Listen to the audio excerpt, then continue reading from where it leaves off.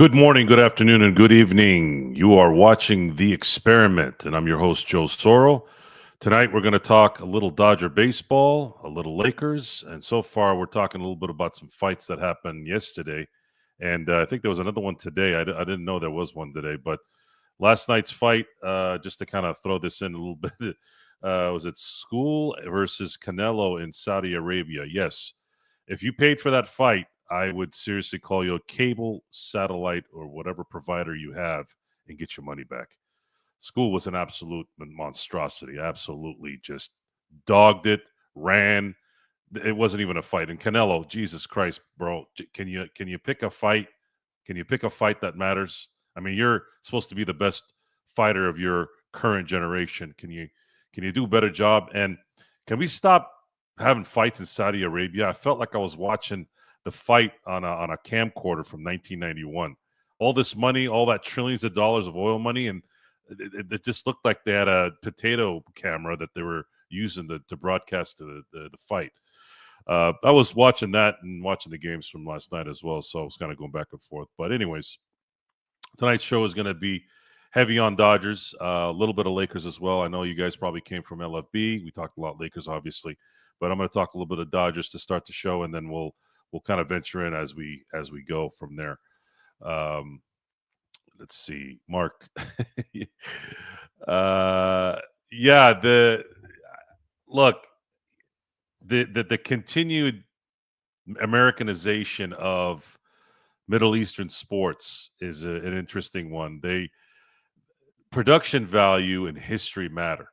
That's why a lot of times you don't see a lot of these foreign companies or foreign countries really be able to produce movies the correct way. Guys that have been in Hollywood all these decades and centuries, there's a reason why they're able to do it, because there's a formula that's been taught. And unfortunately, the reason why they suck right now is because there's really no movie stars, and the way they're making movies now aren't really appealing to the general audience. Just kind of the normal standard, like, hey, get the pragmatist, get the antagonist, and put a good story in there with some cool characters. Now they have to go through these checklists of garbage that they have to go through before they can actually start really focusing on shit that matters. But again, we are we can do whatever we want here. So we'll talk movies if you want, talk boxing. We're pretty versed here, however you want. But I did want to go over the Dodger game real quick. Dodgers lost today to Atlanta 4-3. Austin Riley hit two-run jacks, and that was pretty much it for Atlanta. And the Dodgers had a couple of opportunities, especially towards the end there, to either tie it up or maybe take the lead in the top of the ninth. This is actually the Dodgers' sixth one-run loss of the season, and their current record is 23-11. So imagine if they had won half those one-run losses, you'd probably be, they'd be looking at 26-8 right now. But they are still on pace to win 109 games, which is pretty damn good. They won 111 in 2022. They won, what was it, 106 and 219. So they've been in this area before, and I'm not really too concerned. I've said this before. I'm not really too concerned with the wins title or the regular season win thing. I think the most important thing here is to make sure that when they get into the playoffs, that they have at least a four-man rotation going on. And I do, speaking of rotation, I want to give props to Dustin May today. Even though he did allow two-run jacks, I thought he was going to fold like a cheap beach chair, but he didn't. He actually pitched through the unfortunate home runs, and I thought he pitched extremely well, and so did, of course, the bullpen. Of course, they never let down anyways. They didn't allow any runs the rest of the way. So props to Dustin May for I think this was kind of his first on the road dealing with adversity game since he's gotten back from the last 2 years of not pitching. And it was very encouraging because initially, you get that first reaction of like, this is going to be a short outing. Well, Dustin May went back out there and he really proved some of us wrong. And I'm glad he did. I'd like him to build from this. This is a long season. There's only been 34 games so far. And again, if they continue this pace, the Dodgers are going to likely win the division and likely have the best record in the league, which would put them in a position to obviously repeat. And the way the way I see it is if they do have a four-man out of the seven that they have, I mean, some could say they have eight, but if they can get four of their main guys healthy and ready to go for the playoffs, I feel pretty confident that the Dodgers will repeat. It's that first series though that's gonna matter. We want to make sure that they they get out of that however they can. Hopefully, it's an easy opponent. I don't know who it might be, but then once they get to the NLCS and the World Series, hopefully, I think there's good things there. But going back to just the series in general, I thought they won the series obviously yesterday when they won the second game of a three game legged out near Atlanta. Uh, I thought they were hitting well. I thought the pitching was well. Roki ran into the kind of the same problems a little bit with Dustin May, where he got a little bit of adversity, but ended up working through it. And Dave Roberts stuck with him so that he can get at least 5 innings in, so that he can get his first win, which he did. So Roki got his first win yesterday. Congratulations to Roki. I thought he pitched as well as he can for the handful of starts he's had so far this year, and that's going to be important that Dodger fans really let him get himself in this thing. You know, it took Yamamoto pretty much the entire season last year to really acclimate, and it's important that that we wait for him to get better. And I think throwing somebody in the fire, someone as good as he is, I think that's always the best thing in my view. Let him get in there. Let him get the burns. Let him feel the heat. Let him get out of whatever he needs to get out of. And if it means losing a couple games here and there to learn, so be it. It's important that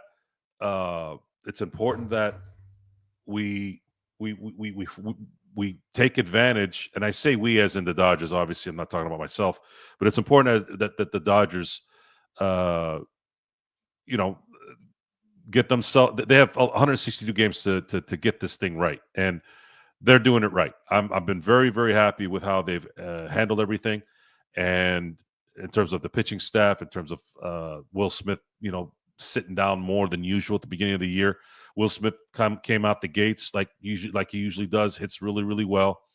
But that catcher position is taxing, and we want him to be as fresh as possible.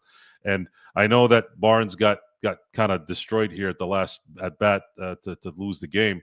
But Barnes has been hitting very well. He almost had a 4-hit game the other day without a crazy liner that went directly to the third baseman. I think Barnes has played and has hit as best as I've seen him in a while.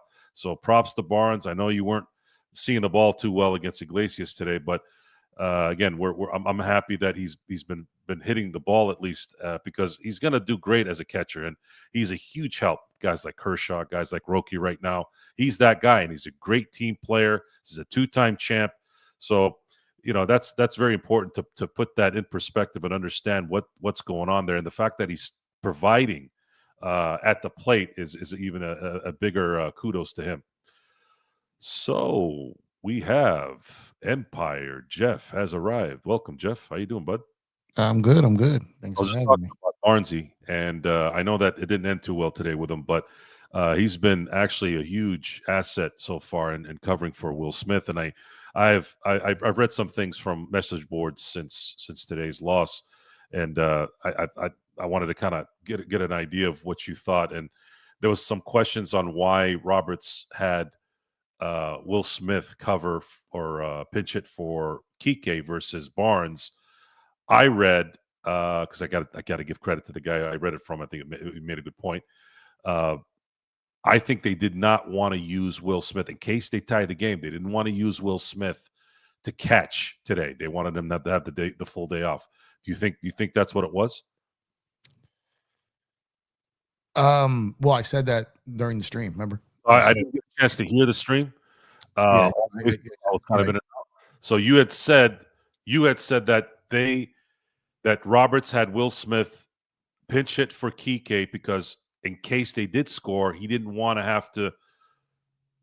have him catch the E- rest of the game. Yeah, so he was going to pinch hit for Kike for a couple of reasons. One, there was no guarantee he was going to get to Barnes because Barnes was the fourth batter in the ninth, not the third. Secondly, they gave him the day off from catching. There was a chance he would get a pinch hit. He got in there, ended up being a productive at bat, even though it was an out. It was a productive out. Barnes had two back-to-back really bad plate appearances. What's up, Raphael? Two bad back-to-back strikeouts. At both of them were balls, and he struck out. However, having said that, there is what's up, Serge? There's there is I, I said because you were kind of poking fun of me as like about like how I was reminding everybody how I kind of predicted how everything was going to go because surprise, surprise, people crying on the internet, right? About Dave. So just for the record, I complimented Jeff, but because I'm a wise ass, 23 hours and 59 minutes out of the day, he caught me on that 1 minute where I'm not, and he actually thought I was fucking with him.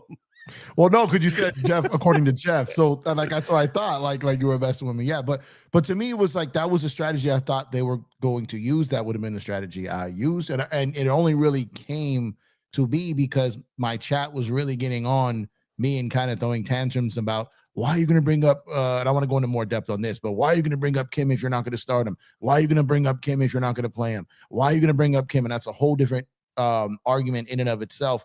But I was kind of as I was preaching to my chat as to what Kim was there for, I laid out the scenario that he would probably enter the game. It's exactly how he entered the game. And in my process of explaining that, I was explaining how Will Smith would enter the game. That's how he entered the game. And I had said at the end of the day, if there's any progress with any of these two things, the game is going to find Austin Barnes with Shohei on deck, and we have to count on him to deliver our ball game. So literally everything I said played out, right? Doesn't always go that way, but today it did. So they were not going to have Will Smith put catcher equipment on today. Wasn't going to happen. So they got up there. They let him hit. Barnes has had a pretty decent series. I mean, a big season. He had that double early on. He's had multi-hit games. The problem with Barnes is he just can't throw anybody out. He hadn't been able to throw anybody out, and that's been the problem. Now, luckily for us, Atlanta didn't run wild on that. Didn't go crazy today. And so it didn't really hurt us. He hurt us at the plate today. But Barnes helps this team. Barnes helps this team in a lot of different ways. It doesn't touch a stat sheet, excuse me, which is why a lot of people don't see the value because they don't know the inner workings of a Major League Baseball, ball club or clubhouse. But today the game found him with the game on the line, and he struck out. But I'm not going to be too hard on him. They just ran out of luck.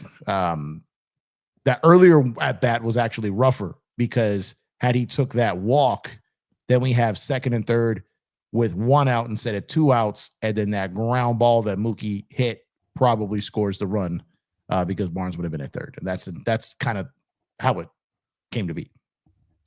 It's interesting. There's 162 games a year plus the playoffs, and there's some devout Dodger fans that don't seem to understand the intricacies of a season and how it needs to play out, especially with the way this team is set up. This team, essentially, this offseason made it very, very clear that they were never going to put themselves in a position where, for the third year in a row, they were not going to have capable lineups going into the playoffs. I'm talking about 3 and 4 solid starting pitchers. Yep. Because they likely looked at it as much. I mean, I'd like to think we all kind of look. It's baseball. I don't think it's that complicated either. It's a complicated game to play because you have to have ridiculous, hand-eye coordination, and all that. But in terms of strategy, in terms of operations, it's not that hard to figure out what they're doing, especially when you know the habits. And by the way, props to Doc for that. For small ball again today. I was sitting there and I was smiling so much when I saw that I was my face got sore. It's like, man, since Doc started doing that again, I feel like there's been this good energy from it, right? And Yep. The feeling out process for a few things, obviously with Muncy, Conforto being in a little bit of a slump here. Never could understand the Barnes thing though. Why people have this disdain for Barnes. being that he is absolutely cherished in that locker room for his catching ability and his ability to guide pitchers, and then just a guy that actually has, dude, he is the guy that got the hit that got Snell out in the World Series in 2020. Like he gets treated like trash, like he's some bum that just came off the streets. He's helped us win. I don't get it. That one doesn't. I don't get it. Like I get CT3 to a degree. Like all that guy, all he does is strike out the last 3 years. I get that one. Muncy, he can be aggravating, but then again, his defense on at third has been huge. Being able to kind of do what he's been doing there. But going back to Kim, my God, whew, man. If that guy gets on base, where would you play him? Where would you play him if Roberts decides to finally put him in the lineup? As far as I'm sorry, where would you bat him? Sorry, where would you put him in the lineup? Well, it would come down to ideally ninth. One, he's not that great of a hitter. Two, if he gets on, it's ahead of Ohtani. But it would most likely be ninth. But it's gonna be, what's up, Chris? It's gonna be. That was kind of my battle with the chat today when they were like, the whole thing. Why bring him up? They don't understand. Like, you're putting someone on the IL. Putting someone on Joe got that. Putting someone on the IL, right? And you have to make, you do that to make room for someone to bring up. He had been hitting fairly decent in the minors, but he was in a very hitter-friendly league. Okay, so those numbers are kind of inflated. Look at what Outman was doing out there. Look what Rosario was doing down there. Dalton Rushing is doing down there. Look what all these guys were doing there. Look what Michael Bush was like a legend in that league, right? Like, so what happens is you put a guy in the IL, you're making moves with other guys. You move another guy to the 60-day retroactive IL and Kopech, right? You move Trine in there, okay? So you're doing roster shuffling. And when you do that, you have guys on your bench that you have depth for in case you need to use them, a pinch runner, a fielder, whatever it is. Because you call a guy up doesn't mean you're bringing him to the show to make an instant impact at the plate. You can bring him in to do defense. You can bring him in to run the bases. And that's exactly what the Dodgers did. So I was explaining to the chat because they were throwing a tantrum as if like this guy was going to come up and be like Bellinger in 2000, 17. Like it's not that type of thing with Kim. Okay. It's going to take time for him at the plate. And I think that he will get more opportunities in the Miami series when he's facing more guys that he's probably seen in the minors, right? It makes more sense to get him out there in that series than it did against an Atlanta Braves team, third game of a series. Get him out there, let him run the base, let him play a little defense in a blowout game. I think the Dodgers handled Kim in both games perfectly, and I think he contributed today's game. It didn't end up with the tie, but him and pretty much him alone, he got 2 free bases out there just with his activity. And the Dodgers, if Barnes doesn't strike out there, tie the game simply because of his efforts. Yeah, and also you want to also understand that the Dodgers are going to be playing, I believe, 19 of the next 20 games.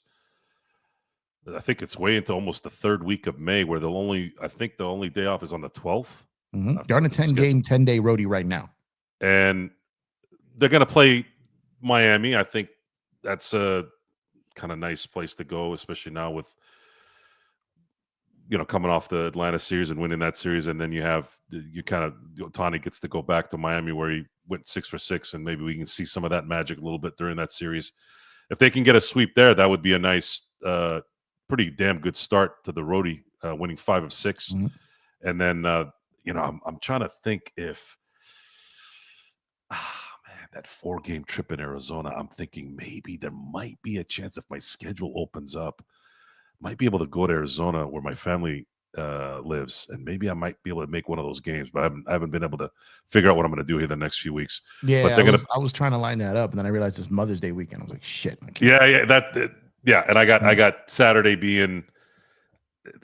I was screwed because I got Mexican Mother's Day on the 10th, which is Saturday, and then we got regular Mother's Day on the 11th. So the 10th is Mother's Day. American culture, it's the Sunday. In Mexico, it's May 10th, flat out, and this one just falls on a Saturday, and then Mother's Day is Sunday, so I'm trapped. You know what I mean? I can't go to work. Yeah, it would have to. Again, I could probably make it, but I hate going. I don't like not spending the weekend with the fam. It's like I always feel like, oh man, I gotta leave, and I hate that. I hate when that happens. But there's other opportunities. Obviously, they're going to be playing. They're going to be playing the Angels. Let's see. But they're playing that one at home, so that one doesn't count. I was thinking about going to the Anaheim one. I don't know if I'm too welcome in that stadium right now. That post went a little too much bigger than I thought it was. Still going, still alive. You think they'd recognize you? I don't know. Well, I've been recognized a few times already, and that's just for not talking trash, right? That's just for covering. That one went ballistic, and it's like, yeah, I'll probably, someone will probably spot me for that. Later, Joker. Have a good night, brother. Yeah, I think the schedule is pretty favorable that they're going to end up. They're going to be playing Arizona. I know Arizona's going to be tough. If they get a split there, let's say they sweep Miami, they get a split in Arizona, then they're going to play the Athletics at home for 3 games, Angels for 3 games, and then Arizona comes back and plays LA and LA. Dodgers have a pretty good couple weeks here where they can maybe start getting maybe a 2, 3, 4 game lead in the West. And open this thing up a little bit because they've been playing some, Atlanta's a pretty good team. They'll be playing Arizona. That's a good team. They're going to play the Mets down at the end of the month when in New York. I think that's going to be a fun series.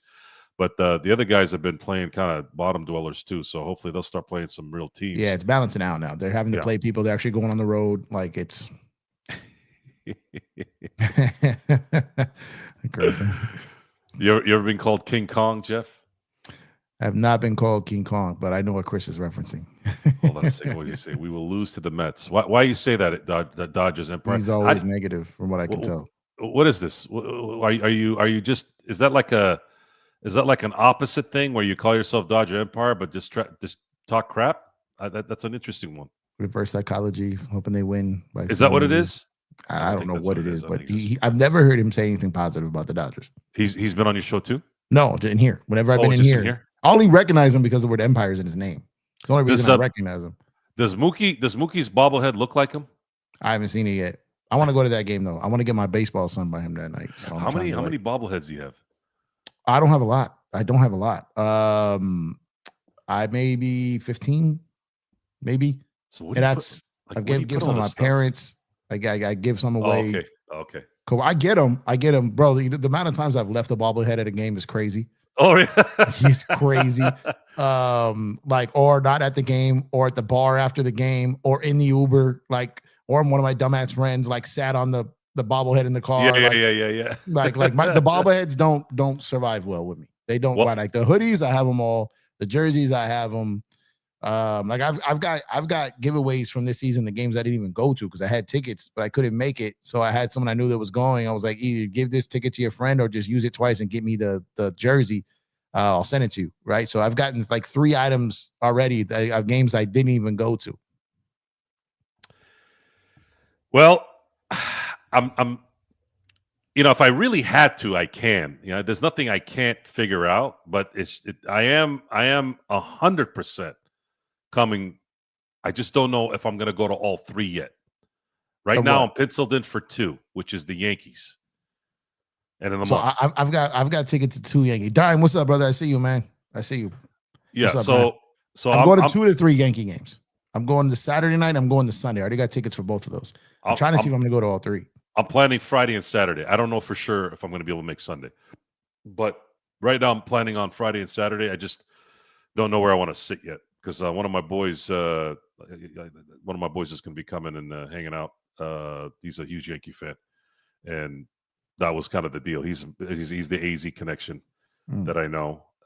He helped my cousin train for his competitions, and we had some really good talks. I other than you, man, I haven't had in-depth talks with anyone about baseball like I did with him. I was at my cousin's wedding, and man, we were outside, and it was just straight up, just facts after facts and history and the Knicks. And I talked to a true New Yorker about all that stuff, what was going on in '94, because that's the shit that no one really.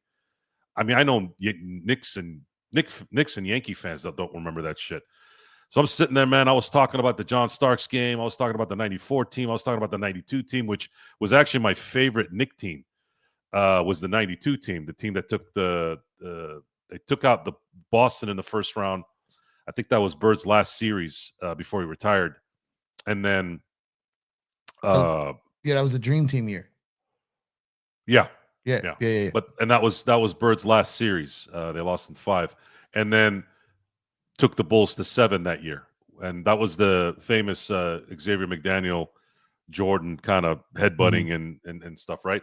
So we were talking about that. He was talking about his pops, about how crazy he was. Like if the Knicks lost, the whole world shut down. Yeah, I, man. Knicks I, fans are very passionate, man.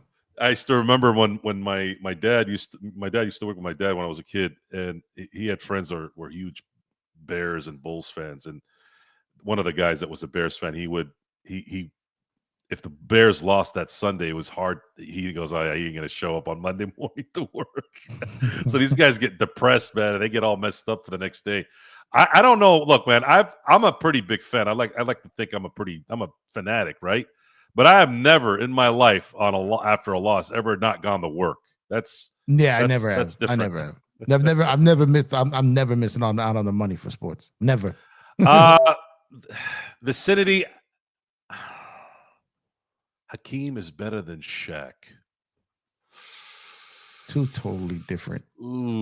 That's Ooh. that. I Let mean, me that is a that Go is ahead, that go ahead, is Jeff. Go ahead. no, no, no. I mean, they're. I'll take either. Really, I'll take either. One 4 chips, one 1-2. I'll tell you this. I will die on the hill that I've never seen anyone more dominant in my life than Shaq, and I saw a lot of Kareem's career. I mean Kareem, Hakeem. Hakeem was phenomenal. He was a small forward in a center's body, could defend, offensive, the footwork, the fundamentals. But and I understand that he did beat Shaq when they went head up, but Shaq was very young. Shaq wasn't 2000 Shaq. I'll take 2000 Shaq over any center I've ever seen in my life. Any, You any. don't think If you don't think the '01 Shaq was better than 2000? 2000 was 2000, no, because Kobe coming of age really in that 99 2000 season, and then 2021 Kobe went to another level, right? I'm talking about just Shaq in the finals, Kobe rolling his ankle, right? Like it was, understand Kobe came back in that game, Shaq fouled out, but basically not having Kobe for most of game 2. And how many free throws did he shoot in game 2 in 2000, Joe? 39. Yeah, it was like Shaq in the whole thing of changing to the zone defense and then like all this stuff. So it was like Shaq. I love Hakeem. I think Hakeem is he's an all-time great. He at worst top 15 all time, I think. But I'm taking Shaq. Loved Hakeem. Mhm. Still love Hakeem. Love him, love him, love him. Matter of fact, there was moments during the '94 season where I actually got nervous for Houston, almost feeling like the Houston Rockets were the Lakers that year. I remember it. I don't know why. I just because I loved Hakeem and I wanted him to win. I don't think anyone. I don't think Hakeem at his peak could touch Shaq at his peak. No, I'm sorry. That's the wrong word. I believe Shaq is better at his peak than Hakeem was at his peak. It's just Shaq was that dominant when he was on. Shaq between 2000 and 2003, 2000 and 2002 specifically, was as valuable a player as you could be in the NBA. And Kobe, it's still a team game at the end of the day, but the just sheer talent and the ability to do what he did. I'm focused on the individual side of this, not so much the team thing. The team thing, you still need Foxy, you still need Horace Grant, you still need Rod Harper, you still need Kobe, obviously. You need those guys to win team. But I'm talking about from the skill standpoint. And the only reason why that didn't extend to '03 and '04, some of it was his fault because he kind of got lazy and maybe lost a little bit of motivation. But I really believe had David Stern, I talked about this on LFB just not too long ago. If David Stern doesn't implement the zone in 03, I feel very, very, very, very confident that the Lakers would have four-peated. That kind of took them out a little bit, enough to have San Antonio hit at the right moment, and obviously hit Tim Duncan in his best season, which was 03. 03, Tim Duncan was the man in terms of the whole package. I think Kobe individually was still better than Duncan, but Duncan was by far the most valuable player that year. And until 2014, or I'd say when Duncan was at his prime square, that was the best San Antonio team he's ever had, was the 03 team. That team was that's they beat the Nets, right? That was Ginobili's rookie year. Yeah. That Well, was, Ginobili's rookie year was actually 2000. No, because they got him after the Olympics in 20. They drafted him in 2000 in the second round. He didn't, I think, come until 2003. I think he came in 2002, and then the finals were in 2003. So the 2002, 2003. I'm one off the top of my head. I might be wrong, but from what I remember, when they played the Nets in the finals, it was Ginobili's rookie year. For some reason, that's ringing in my brain. Yeah. Well, again, the reason why that's important to talk about is because it's funny. I can't remember if it was the year before, but there was always this thing where Phil would throw in a dig, and Phil always did that anyways. But he had said that the Spurs would sneak in a 1-2-2 zone before the refs would catch it. Like I never really looked at it at that time, but the Spurs were savvy enough, and their IQ was big enough, and Popovich was that good to where they could sort of play that kind of defense without getting caught. And then, of course, as soon as you gave him the allowance to do it, it changed a little bit. It was shadow zone. So you could it's the same thing as like it's just avoiding the illegal defense. You would go to commit to a guy, you'd have to be somewhere near committing to something, right? You would go when the guy would dive or cut. When their ball was moving, you'd act like you were shading, but instead of one, the whole team would, right? And then as soon as the ball got to the other guy, you would shift back. So we used to shadow zones are something you can do. If you go back and watch what year was Denver in the finals? 23, right? Yeah. If you go back and watch 23, Miami was doing some crazy stuff with defensively. They were sending out of nowhere. They had a guy like Bam under the basket, and all of a sudden the ball would start moving, and Miami would shift, and Bam would dart from under the basket to go blitz Murray. And Murray was like, what the hell is going on here? And it caught him off guard, right? And then eventually Denver adapted to it, but it was the game that Miami won from them. So it was like just being able to manipulate a zone threw them off, right? And Spo got that from the Spurs shadow zones. So it's like there are things you can do that are illegal because it's a loophole, right? Because it's amounting of time and commitment and things you can be like 3 seconds in the key, right? So it's all about leveraging the amount of time you can do something or space you can do it in. The whole point of this triangle is to bust the zone, right? That's the whole point of the triangle. The whole point of the triangle is to have a triangle attack on offense, right? So yeah, to bust the zone, but it's basically a 3-point attack, right? So you got someone at the top, you got someone on the wing, and you got someone in the post. And the ball swings and it finds energy. It's meant to find the open man. Indeed. Yes. Again, this is a debate I didn't expect we got to talk about, but I'm actually pretty happy about it. This is the whole point of the experiment. It's supposed to be something where we talk about everything here, and I've gone back and forth on the structure, and then the structure at some point will present itself, and we'll be able to figure out what we want to do. But we got to play off the game. Got to kind of play off what's going on. Let's see here. Vicinity seems to be on this. Are you a Houston Rockets fan? The colors would suggest his colors in his. Yeah, you're coming on. You're coming. Is that Van Fleet in your picture? Is that the whole Vincent? Why am I not reading this right? Vicinity, right? Yeah, vicinity. Yeah. Well, the stats. I don't know if I'm trying to think. I mean, we all love Hakeem Vicinity. That's that goes without saying. Like we all love Hakeem. Like if you're a basketball guy, girl, whatever, anyone who's watched basketball for over 25, 30 years, you're gonna have love for Hakeem, right?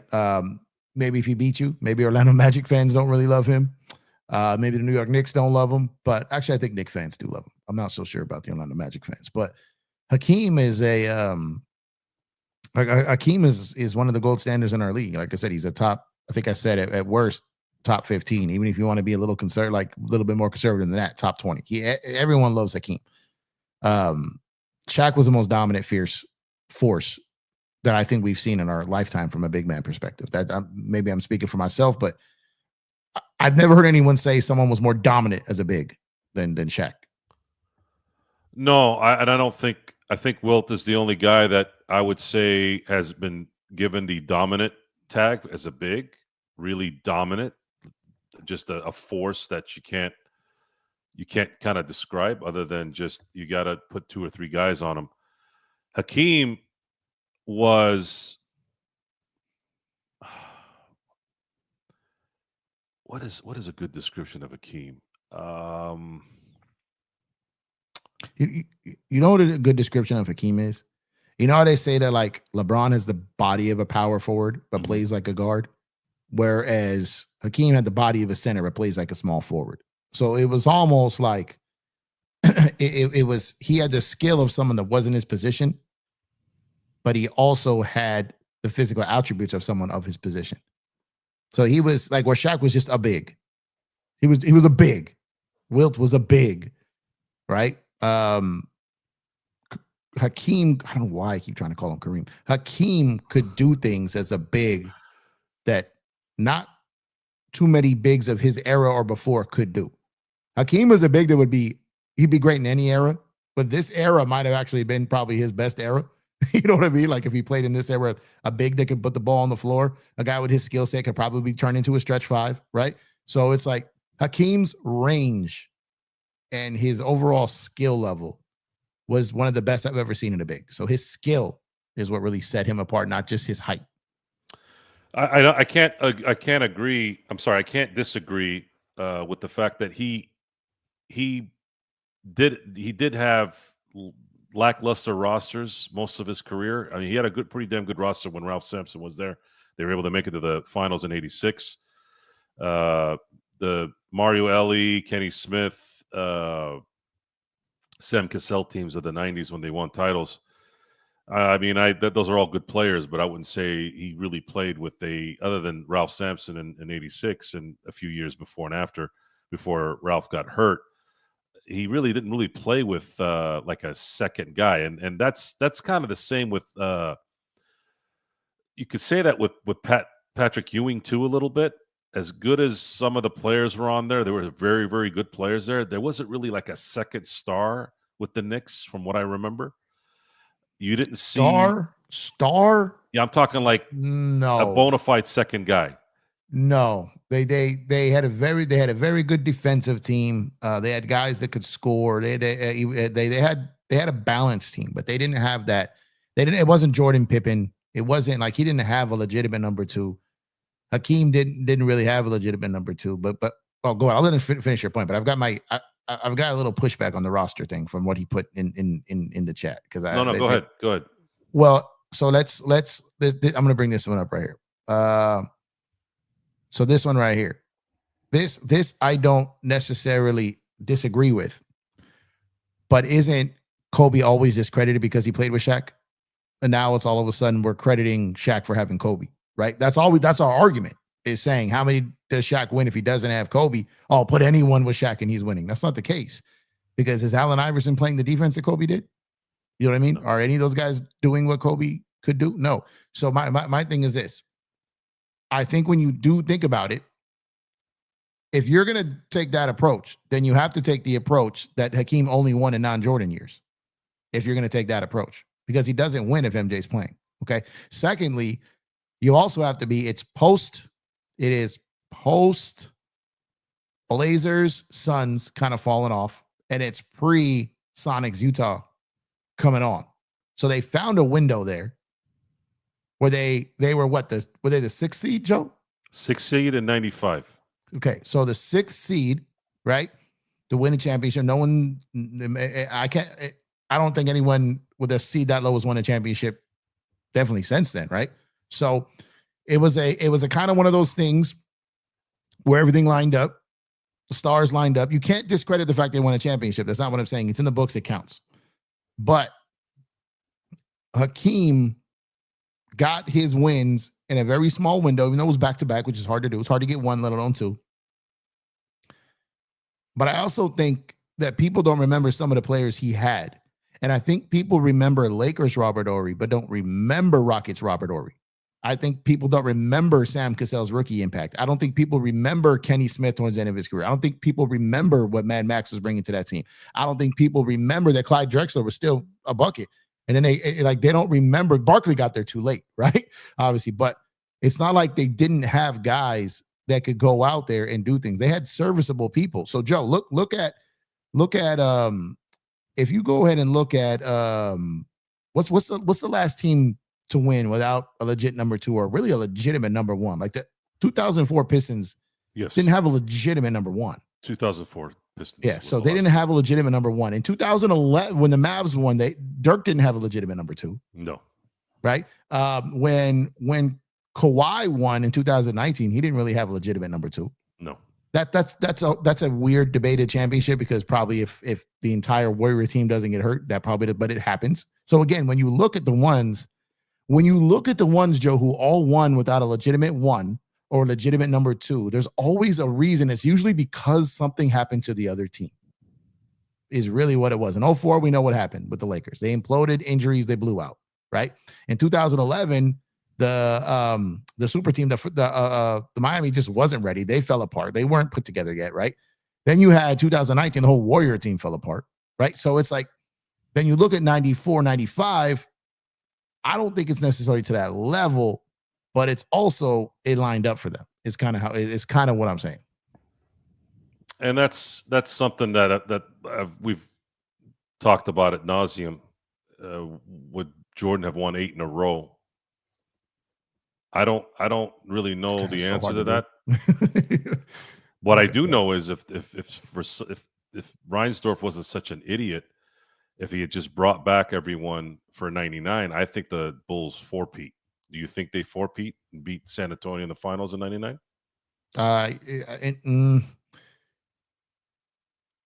Well, yeah, for let me think about this for a second. So in 99, I'm thinking about the people who jettisoned off that team. Think about this for a second, and then I'll let you answer. It's a 50. The season started in December, I think, late December. Might have been early. Actually, it might have been January. Sorry. The guys would have had an extra 3-month break. Yeah, I know they compacted everything. Yeah. But those guys go into that last season only playing 50 games. Man, but I think they have a chance. Those teams were also playing 3 games in 3 nights in 99 in that year. So the only thing I can think, the only player that actually impacted another team, Kerr went to the Spurs. I don't know how. I don't think that was a swing thing there, right? But outside of that, so if Reinsdorf keeps it together, but Phil Jackson was already kind of just done with them too. So there was more than just Reinsdorf keeping it like together. Like that thing had pretty much kind of imploded too. The Rodman thing, he wasn't showing up and he was missing all kinds of things, going to Vegas during playoff games. That in a vacuum, yes. In a vacuum, if you said the Bulls blew up because of money and if Reinsdorf just agreed to pay and they all came back, yes, I think there is more than a 50% chance that they four-peat. Yes. But there were a lot of other things at play that were just more than just Reinsdorf bringing that team back, right? I got a fantasy lineup. It's just one guy, though, in the 90s. Switch John Starks for Kobe Bryant. Oh, good God. How different would that New York Bulls rivalry be? In that Jordan wouldn't have had he wouldn't have won 3 in a row, right? Yeah, he wouldn't have had 2 3-peats. and that's you put Kobe in the Eastern Conference. Like you put Kobe with Pat Riley, you put Kobe with Jeff Van. Like you gotta understand until Kobe got like. And yeah, that was and that's just switching out. Like oh my God, so now we're going on a path. You gave Kobe goons, like he had goons on that team, right? The Lakers have a lot of goons. Like you give Kobe some goons, Ewing, yeah. Yeah, but I'm not a guy that likes to discredit anyone's championships. So I don't want to come off like that, and I want to apologize if I am, because Hakeem has won 2 championships. He's a 2-time champion. He's a back-to-back champion. Nothing that my sit on my couch ass person could ever say anything otherwise about that. He won 2 NBA championships. He is top 15 at worst. He's incredible. Um, but I do think, and like I say, I always say, you got to be, sometimes it's better to be lucky than good. Hakeem was both. He was very, very good. He was great. And he had some luck. He had some luck, which every champion does, like you said. Mike's lucky that Kobe never found his way to New York, right? He's lucky, and there's a lot of different things with it. So slightly Oh, Slightly Homo says, well, my argument why Kobe is better than LeBron is because he did more with less help. So I think that fits Hakeem as well over Shaq. Kobe won back-to-back without a top 75 team. It's too much fiddling around in my view. It's too much. There's too much mixing of recipes of what's important and what isn't important. yeah. That's why comparing players in different eras, it's a futile argument. It's good for entertainment, but it's a waste of time. The only way to judge, honestly, and say, hey, who was a better basketball player in the end? Forget about forget about like accomplishments matter, obviously, but it's kind of like a part of it. You gotta have to even out a little bit on the accomplishments, and then just sort of focus more on the skill set. In the end, I'm always going to stick to this because it's just what I saw. I have never seen in my 34 years of watching basketball, 35 years now of watching basketball as a coherent, understanding what's going on and focused fan. I've never seen anyone better than Michael, and second is Kobe. I haven't. Those guys did not have a weakness. They didn't have any weakness. Kobe might have not have been the most efficient player, but he can shoot from anywhere. He can get to the basket. He could shoot free throws. He can lock your ass up. I literally saw him with my own eyes lock up Tracy McGrady. No one locked up Tracy McGrady in 03. No one except Kobe Bryant. A Sunday and game. I saw it live. And that was the only time I went nuts at a game. I mean, I was screaming. I'm talking about after the game. Screaming while I was getting interviewed by FS1, the FS1 people. I remember I was just sitting there going, "Are you the bastard?" I remember I left that night. I'm like, man, what the hell is wrong with me tonight? But my God, that fourth quarter was just absolutely nuts. Still probably the best regular season game I've ever seen in basketball from an individual standpoint. But there's so much that's in that the quality. Like, what is it? That's what that was. It's a feeling. What you're watching it in the moment. Those things cannot be measured by videos. They just can't. You have to be in it. And if you're live in it, literally there while it's happening, it's even more. And I've seen LeBron live. And I've seen him on TV plenty of times. And I've seen Kobe live. And I've seen him on TV plenty of times. Michael, unfortunately, I didn't get a chance to see live. But I did. Yeah, I didn't get a chance to. Yeah, and it was. Yeah, but yeah. It was different.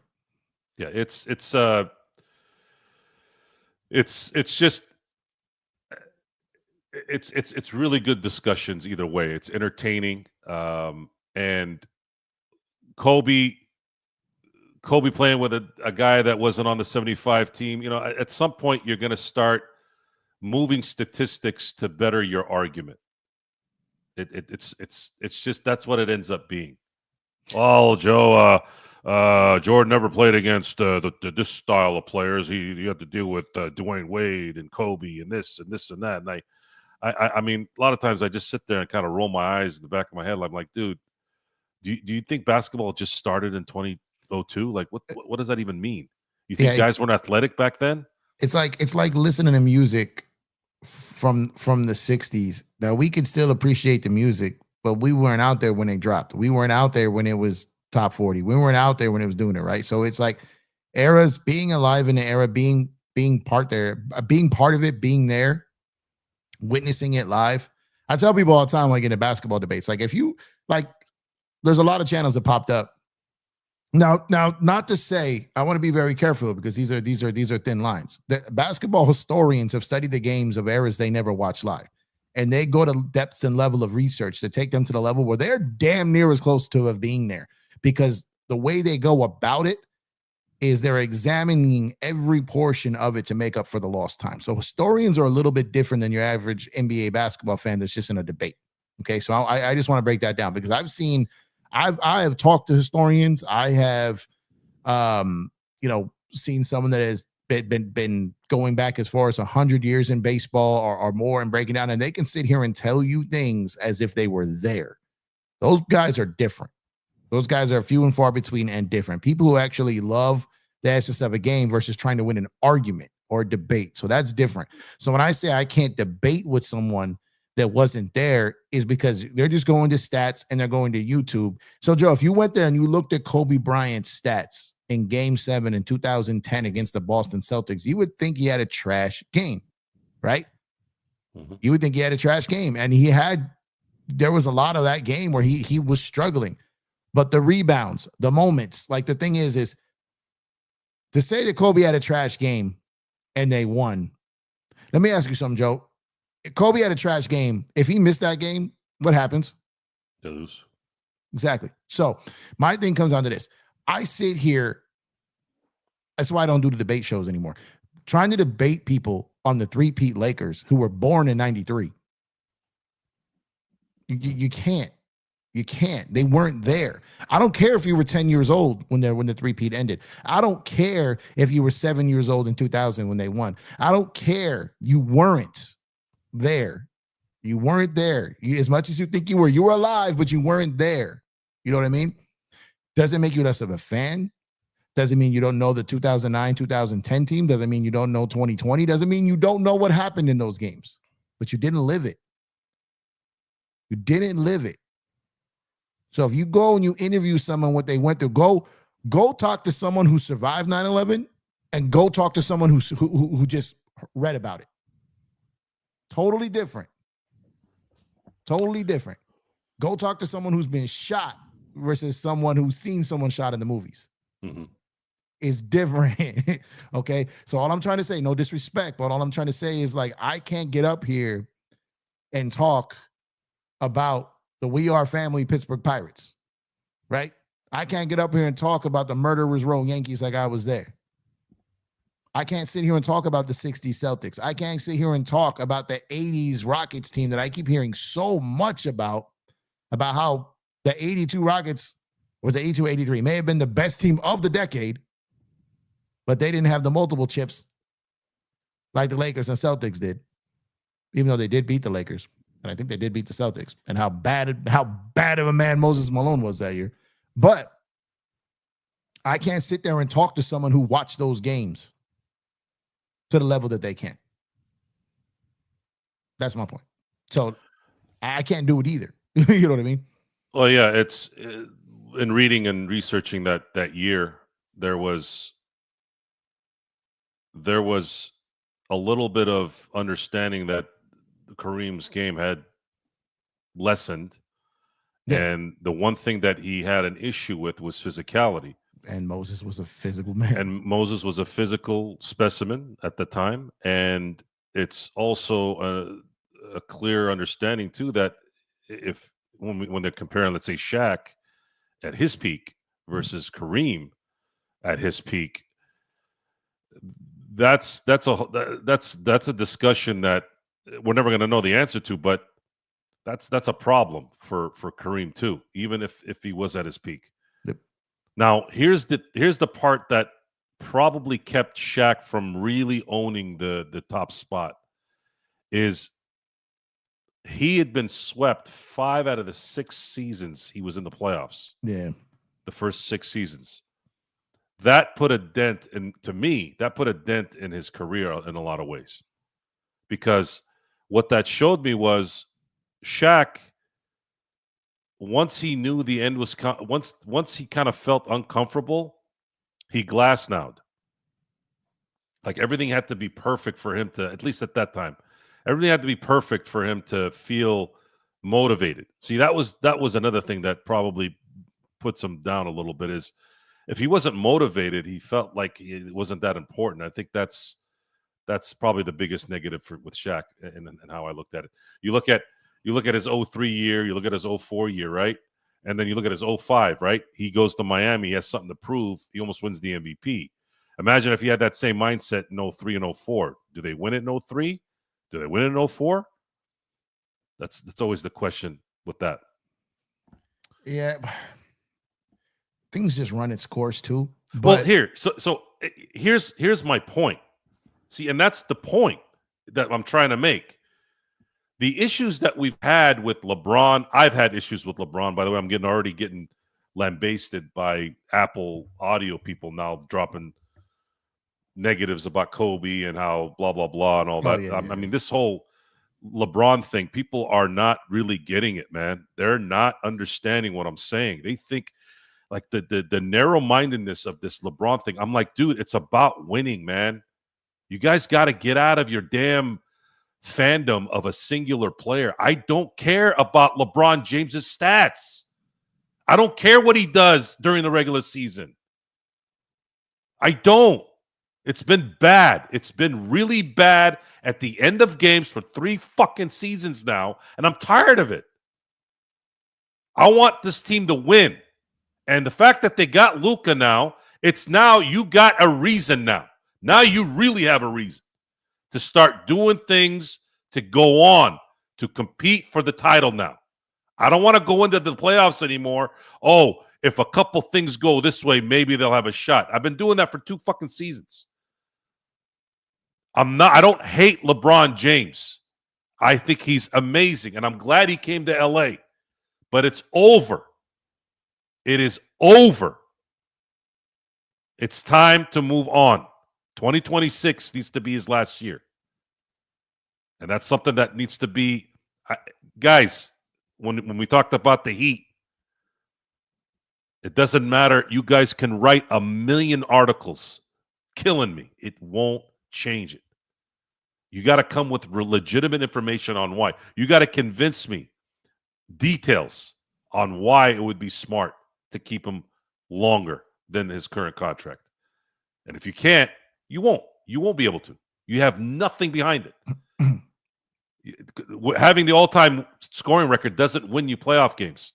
It doesn't inbound the fucking ball when you need to inbound the ball to get a damn shot going. Remember that. Hold on, let me get some other guys in here. I mean, some players don't have enough supporting cast, Joe. How is Giannis supposed to win with that Bucks team? Look, man, I'm sorry. I can't. Milwaukee has done everything they can to help Giannis. They brought in Lillard. They had a team, their second apron team. Yeah, they've done everything for Giannis. And have you heard anything, Jeff? Have you heard anything that Giannis isn't happy with the way Milwaukee's running their team? I haven't heard anything. Well,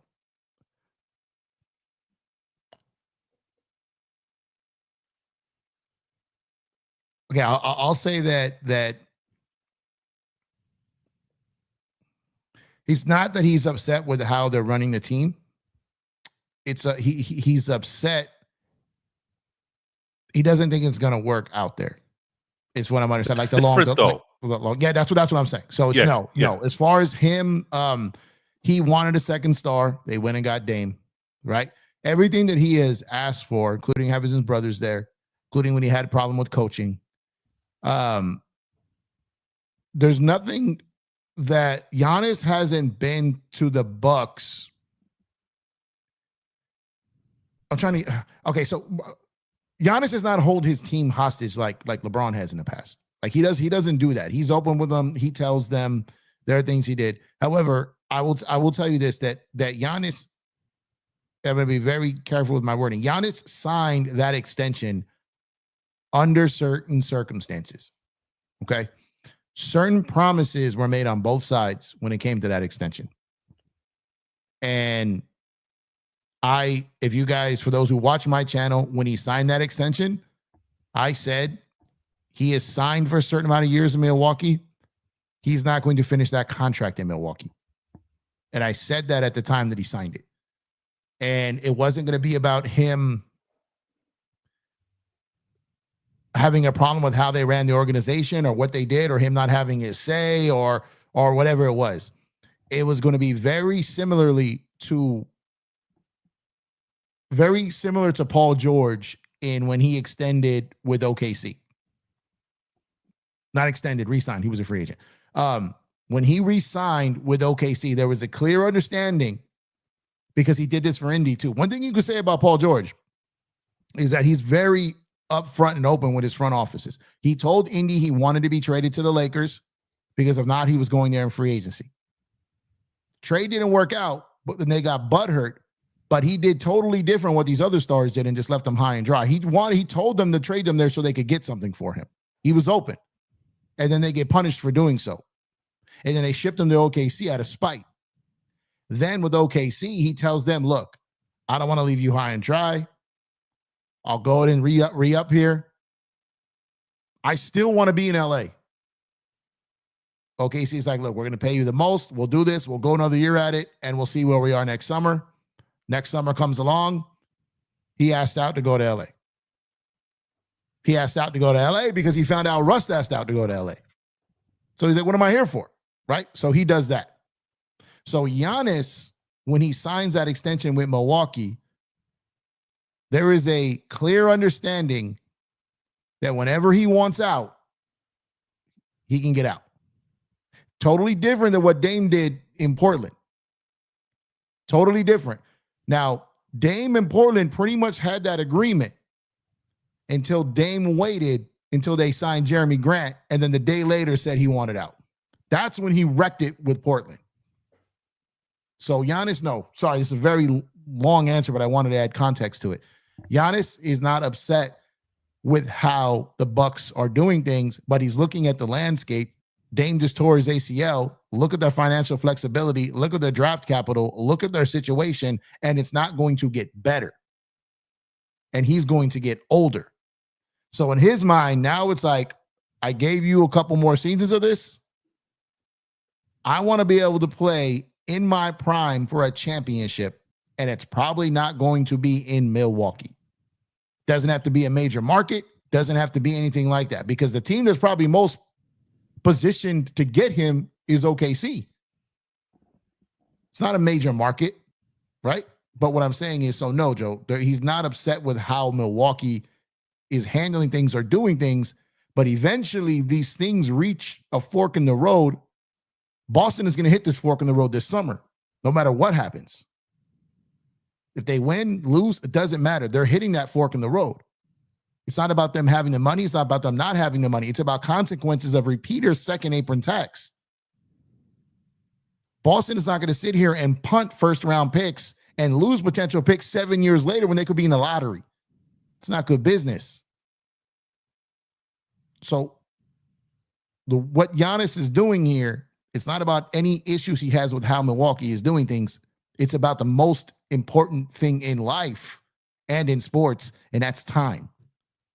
Giannis is running out of time in Milwaukee. Sorry, that was a very long answer. No, it makes sense. And the key discussion here is the fact that Milwaukee hasn't done everything they could. And him wanting to leave is just one of those things where, like you said, he's not getting any younger. He's trying to win more. And his next best shot to winning is going somewhere where there could be a chance where they can be immediate title contenders somewhere. Where? I haven't heard anything.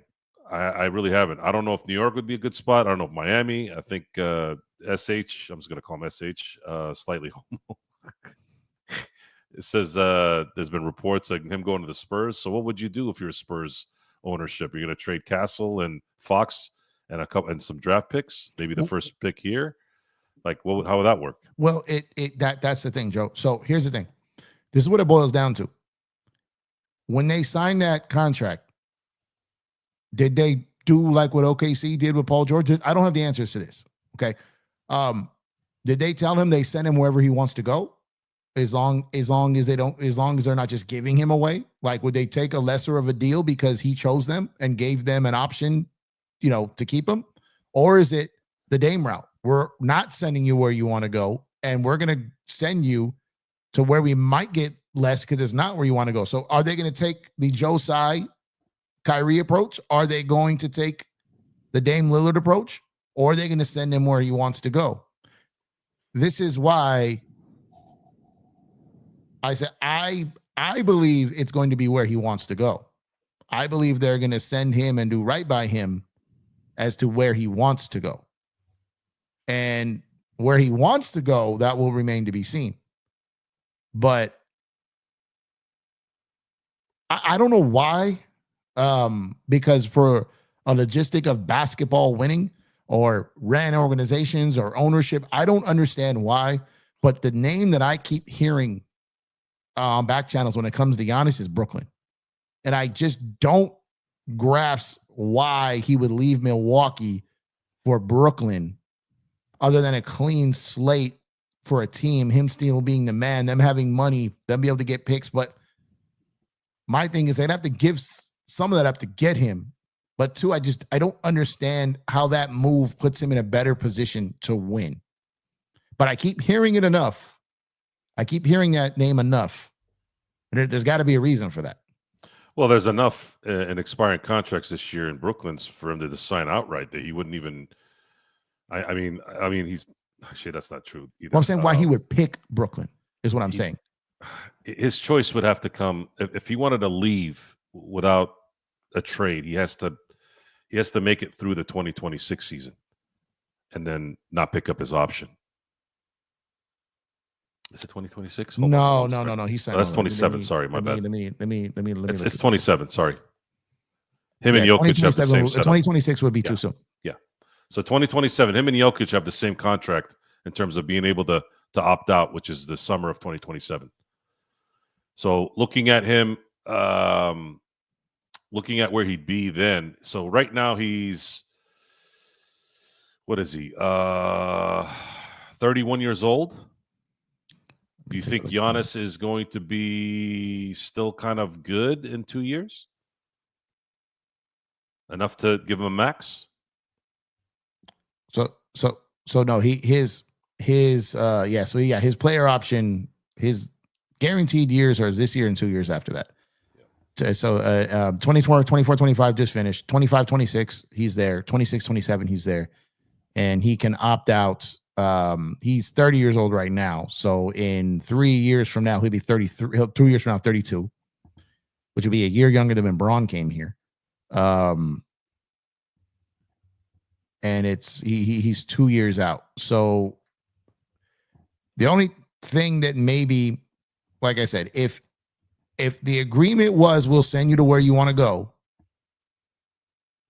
that opens the door a little bit for some other teams next offseason. Not this offseason, but next offseason, including the Lakers, if that's where he wants to go. But now Joker, I don't think there's any way he gets traded to the Lakers. And I still think it's slim that Giannis gets traded to the Lakers. I've always felt the free agency, but I felt that if there's going to be a trade between the two, I think that's a better chance that it's Giannis via Joker. But I still don't know if that's, if that's the move that happens. And I don't know if the Lakers are going to wait 2 additional summers to try to add an additional person. Probably not. Probably not. So, but then they still have a year left of LeBron. Do they wait another year? But then is Giannis at 33 really going to work either too? Who's going to be the second star is going to be the big thing with the Lakers. Who's going to be the second star that ends up playing with Luka? Is it going to be someone that's coming into his own as well? Is it going to be a trade?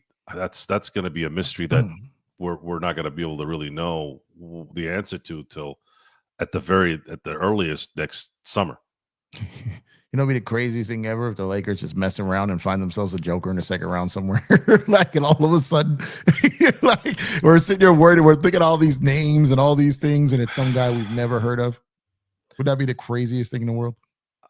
I'm actually thinking that there's. I don't even know how to categorize Jokic. He is the greatest anomaly I think in NBA history. I don't think. Who else? Who else? Who I think he's winning his fourth MVP. A guy being picked in the second round, You four think he's going to get MVP? MVPs. You think he's going to get MVP? Yes, yes. Hmm. A near 30 point triple double throughout the whole year. Look at how they're playing. But they didn't play that. The voting is already done though. So I know. he didn't To me, they didn't play that great. The coach got fired.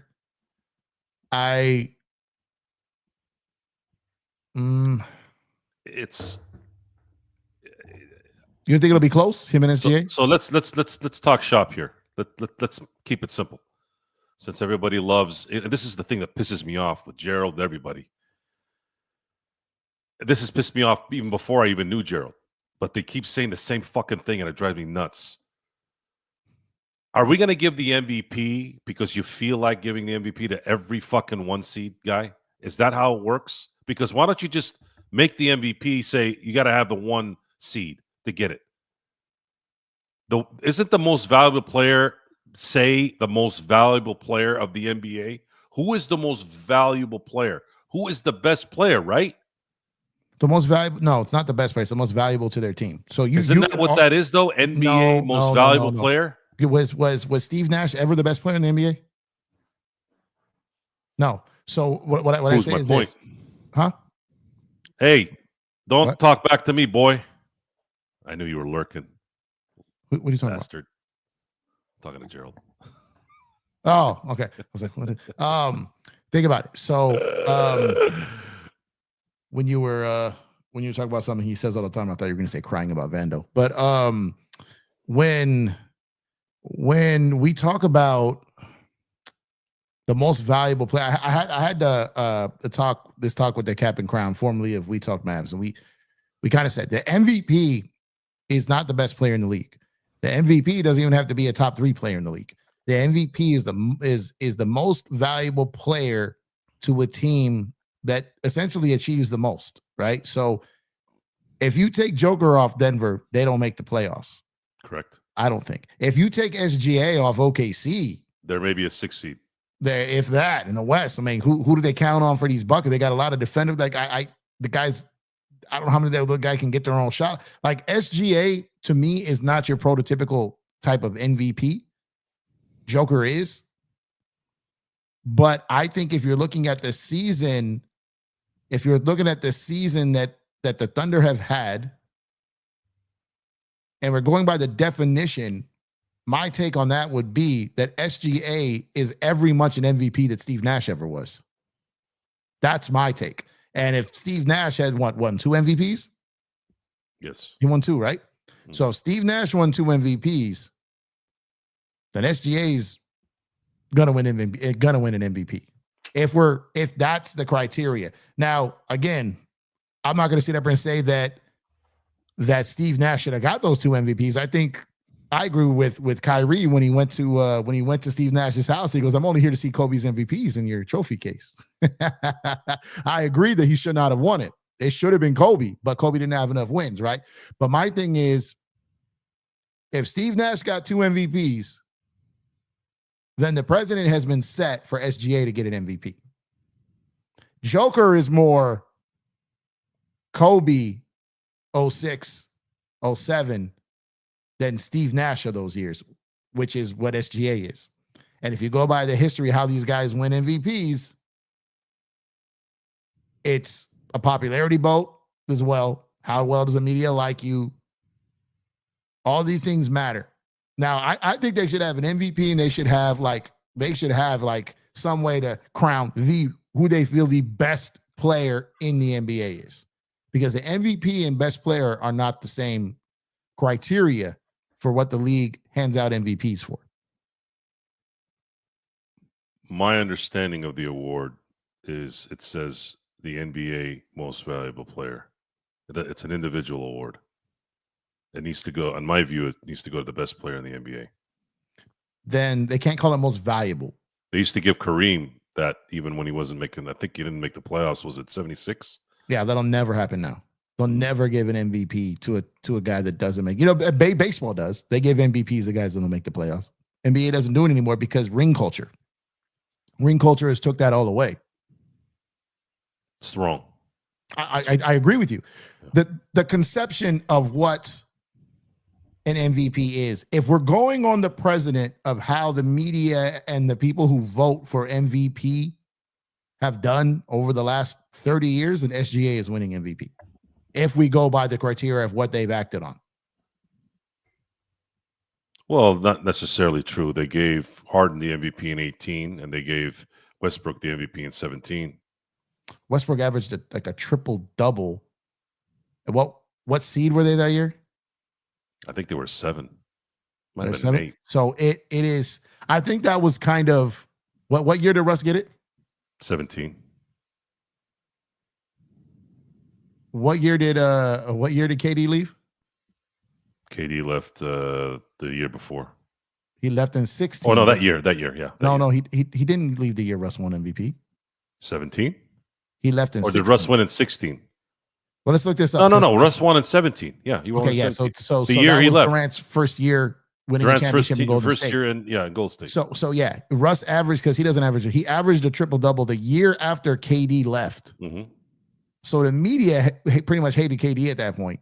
So it's all like a weird dynamic the way they hand these things out. So when you take that portion out of it, when you remove that layer of it, and you said Harden in 18, because at that point you had Braun fatigue. At that point you had Steph fatigue. At that point, so that lines up.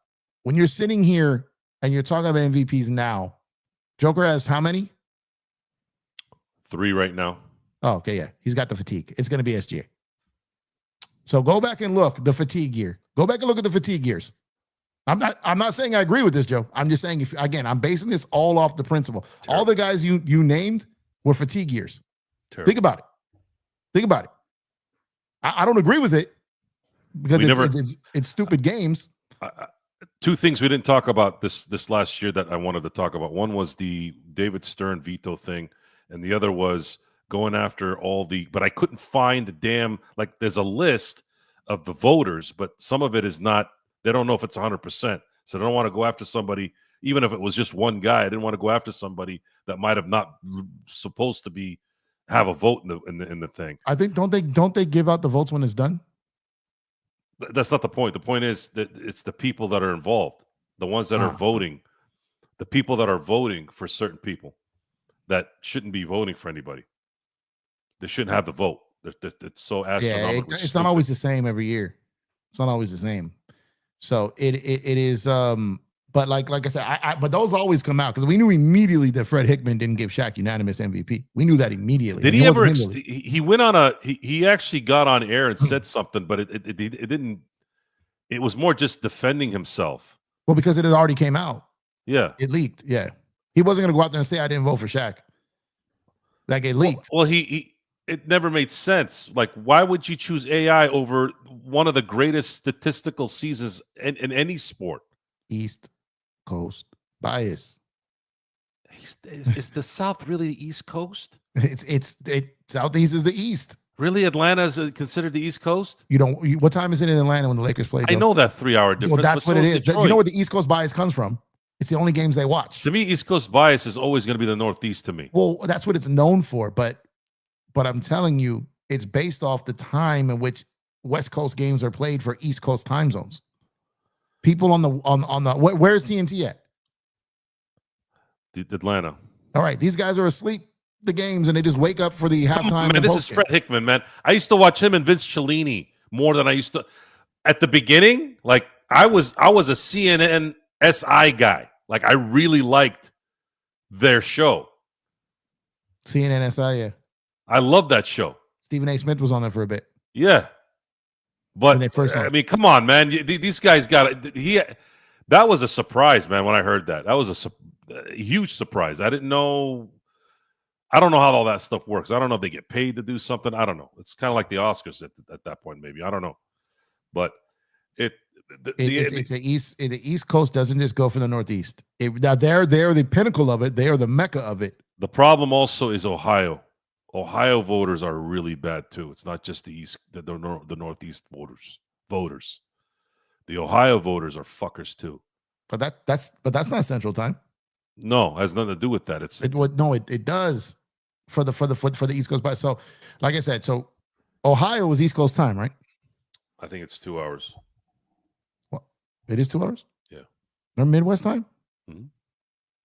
Am I tripping? Why did I felt like Cavs games started at the same time Knicks games did on League Pass, unless I'm just tripping. Detroit has a 3 hour, even though that's considered the Midwest. They are 3 hours. So what is Ohio? Ohio? Ohio is 2 hours. Okay, so then I'm wrong about that. Okay, so what the East Coast Is it really East? Hold on. I thought it was because I remember watching Cavs games. I thought tipped off the same time the Knicks games did. I thought time zone. I thought Ohio was East Coast time zone. So it is Eastern. Hold on. Is Ohio? So yeah, it is. Oh wait, hold on. Okay, yeah. I mean, I thought it was. But so those guys don't stay up to watch like even my friends that are like Knicks fans, Celtics fans. These guys they like they'll shoot me a text a couple times leading up to halftime, and I never hear from them once halftime's over. Like they're gone. They never watch the close of games. They'll see the highlights in the morning. So they don't watch the games enough. And part of them are like, I just don't vote because I don't vote West Coast. And some of them are honest with themselves. Like, look, I don't have enough of a formed opinion. I'm just going to vote on what I see. And it's just like, when you watch like the NFL games, Joe, right? The morning games, and then you have Sunday ticket and you got 3 games in the afternoon. You know what I mean? By that time, how many people are just slothed and drunk and done with their day? How many people watch those 3 1 p.m. West Coast games before they might circle back to Sunday Night Football? It's the same type of thing.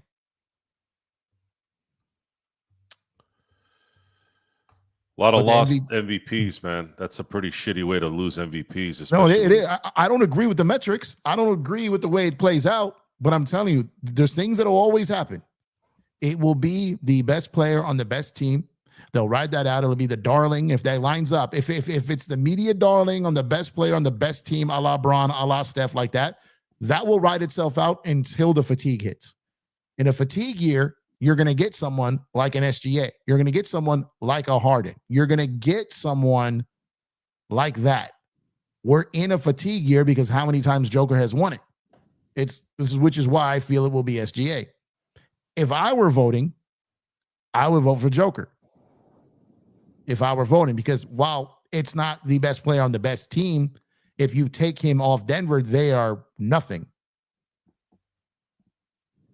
They are nothing.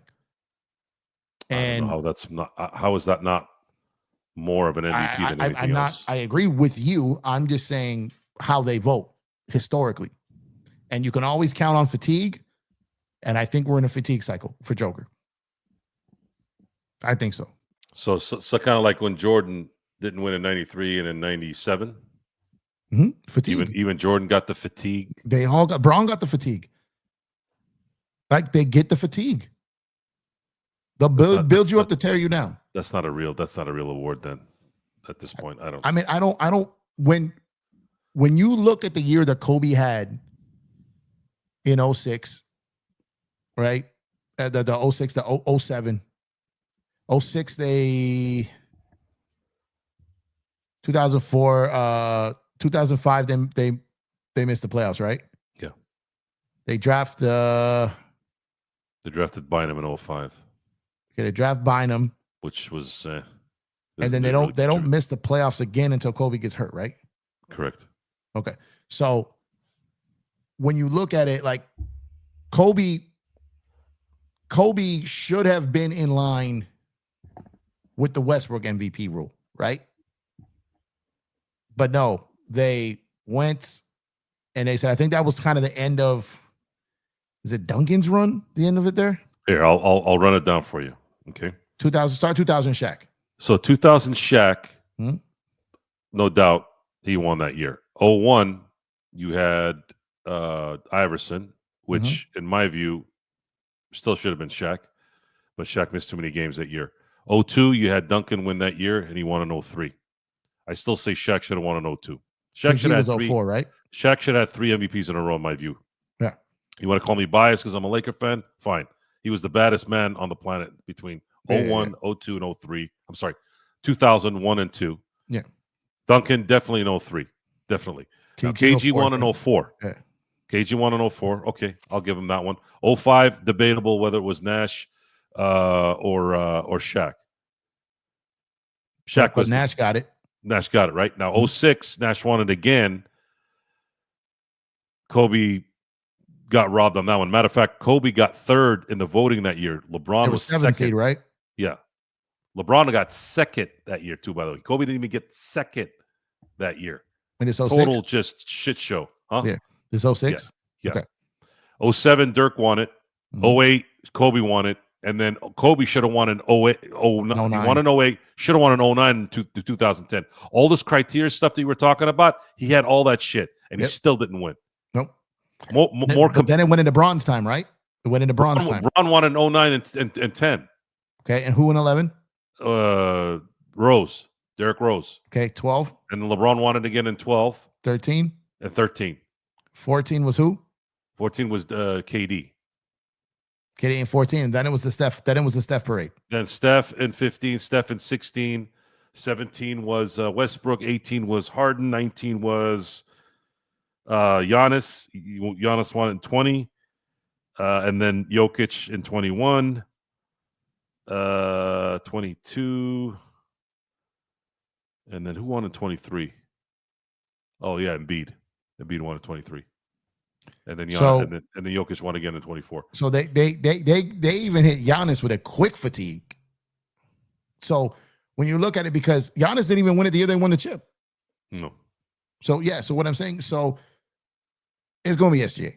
Even Jokic didn't win it when he won the.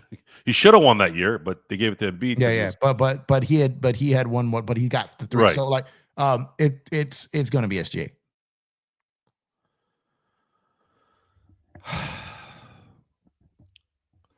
I guess it's just like arguing against the greatest of all time. It's futile. Yeah, it's because it comes down to votes. Like if you set a criteria and you put it into like if you threw this into a model, right? If you threw this into any type of like machine learning and you put it in there, it's going to kick out Joker.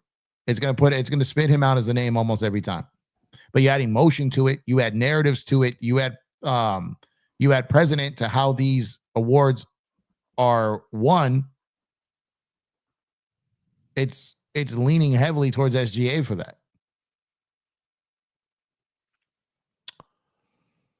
So, what do you think the Clippers are thinking right now with SGA? Give credit to Doc Rivers, by the way. Doc Rivers told Ballmer, you might be trading somebody that might be really, really good down the road. And if he ends up winning the MVP, that just adds more salt to the wound to the Clippers. I mean, I look at it like this. Until SGA wins a championship, I think the Clippers are comfortable with their decision. So, I mean, from the standpoint of, because you trade SGA to get Kawhi and Paul George. I don't know another GM in the league that doesn't do that same trade. So let's be clear about that. It's the same thing with Luka.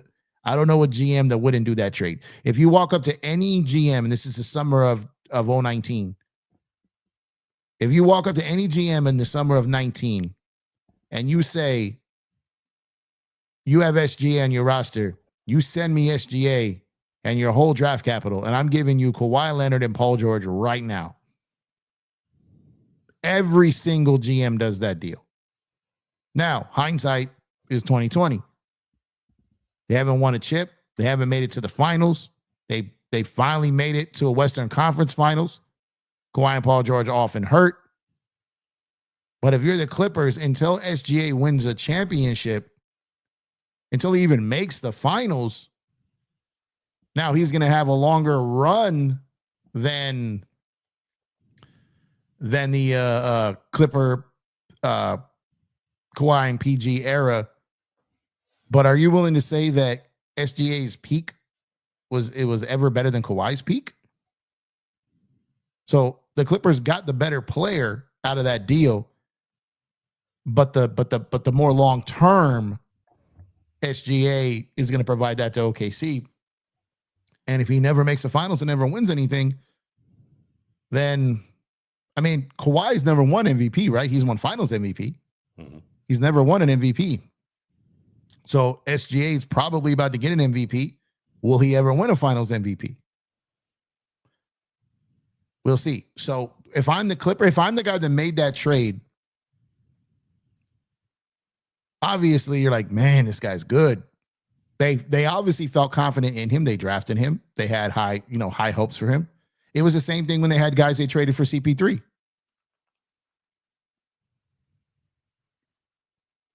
Who got the best player in that trade? Who got the best player in both those trades? Clippers got CP3. Now they never won. They never made the finals. They got the best player in the trade.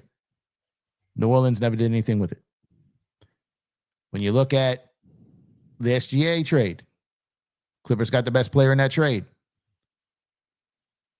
OKC hasn't done anything with it yet.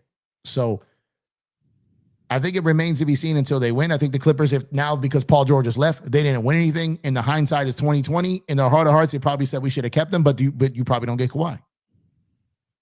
You don't get Kawhi because he's not coming to play with SGA. If they don't make that trade, Kawhi's a Laker. And they could not live that down. And that was real. What ends up happening with a Kawhi, AD, LeBron trio in the end? Well, a lot of ligament specialists in Los Angeles, for one. Two, don't know. Does Kawhi stay healthy? What does the roster look like? Because you're not as deep. Kawhi misses time. I don't know. We don't know. How does Kawhi get along with LeBron and all, his nests? You know what I mean? Like, well, I think what likely happens is the weight is lessened by everyone because it's spread out. I don't believe Kawhi would have to exert himself as much. AD wouldn't have to exert himself as much. They could have done what the Dodgers pretty much are doing now because of the fact that they have three pretty much guys that were at that time as dominant as you can be. Well, hold on, because one of Kawhi's things during negotiation was load management. Mm-hmm. So you don't have as deep a team. Kawhi's probably missing a third of the season just off load management. So there's no telling, right? There's no telling. I don't believe there ever was a world where the Clippers weren't going to do everything they could to prevent that from happening. I think Kawhi was everyone thinks that Kawhi just used the Lakers. That wasn't the case. Clippers were always his top priority. But if the Clippers did not deliver on what he was asking for, he was going to be a Laker. But I just don't believe we lived in a world where the Clippers were ever going to let that happen, which is why they did what they did. And when you think about all of that, Kawhi's intentions were real when it comes to the Lakers. The Lakers' intentions were real. But he wanted to be a Clipper more than he wanted to be a Laker. And the Clippers hated the idea of him being a Laker more than they loved the fact of him being a Clipper. You get what I'm saying? So even though they know it was risky, to them, they're like, we can't do this. Because Doc Rivers also told them, if you let him go to the Lakers, just move to Seattle. Just move to Seattle. And so, you want to know a fun story about that? Was it real? Him going to the Lakers? No. The Clippers going to Seattle. No. I mean, he was just telling him that, like rubbing that in. A funny story is I knew someone that was 2 tables away from Doc when he got the call that they got Kawhi at the restaurant he was at, because he was out to eat with his fam when he got the call.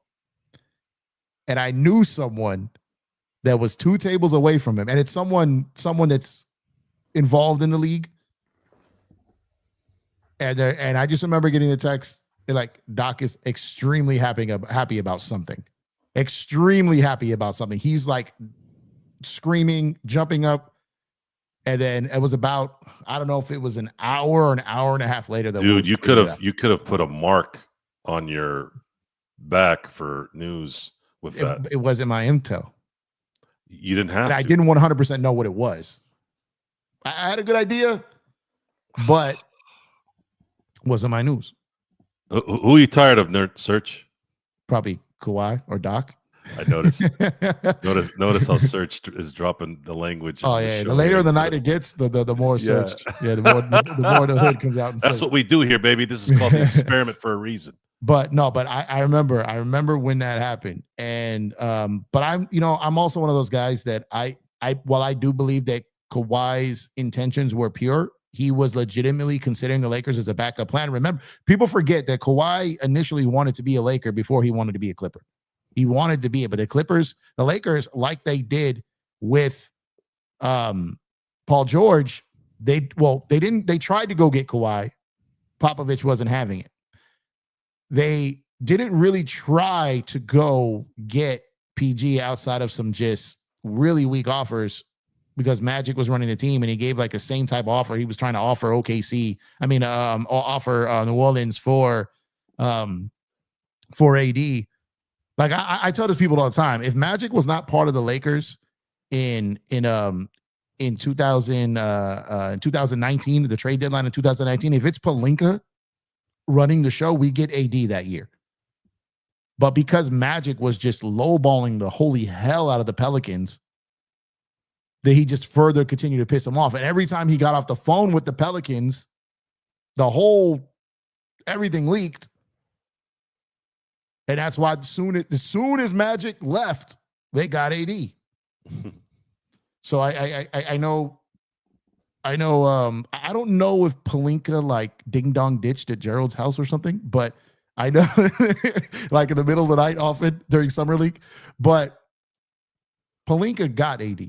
Magic didn't. You know what I mean? So when it comes down to it, like Magic, the same thing he did with Paul George, the same thing he did with Kawhi. He lowballed all these teams thinking that they were just going to come no matter what. And he lost out on those players. Pelinka didn't roll the dice on that. If Pelinka took the approach that Magic took on AD would be a Knick. AD would have been a Knick. There were two teams he was willing to sign an extension with. It wasn't just the Lakers. But the Knicks weren't going to match the Lakers' offer. The Knicks thought that the Lakers' MO was just wait to be a free agent. And the Knicks were thinking they were going to OKC what OKC did with Paul George to the Lakers with AD. But Rob Pelinka pulled the rug out from under him and offered a deal. If he took the Magic approach, AD would be a Knick. Be interesting how that team would have turned out. Yeah. Does LeBron win a championship? Do the Lakers find another big? God, this sports thing, man.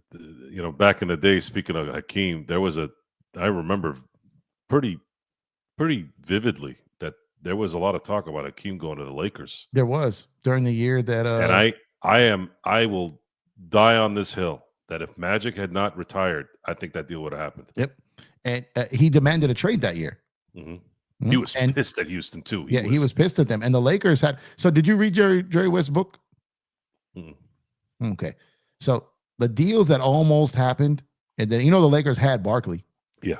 Yeah. So the Lakers had. I heard Barkley say it. Yeah. So many deals that could have, should have, would have, and like I said, the stuff that I've heard that never happened would blow your mind.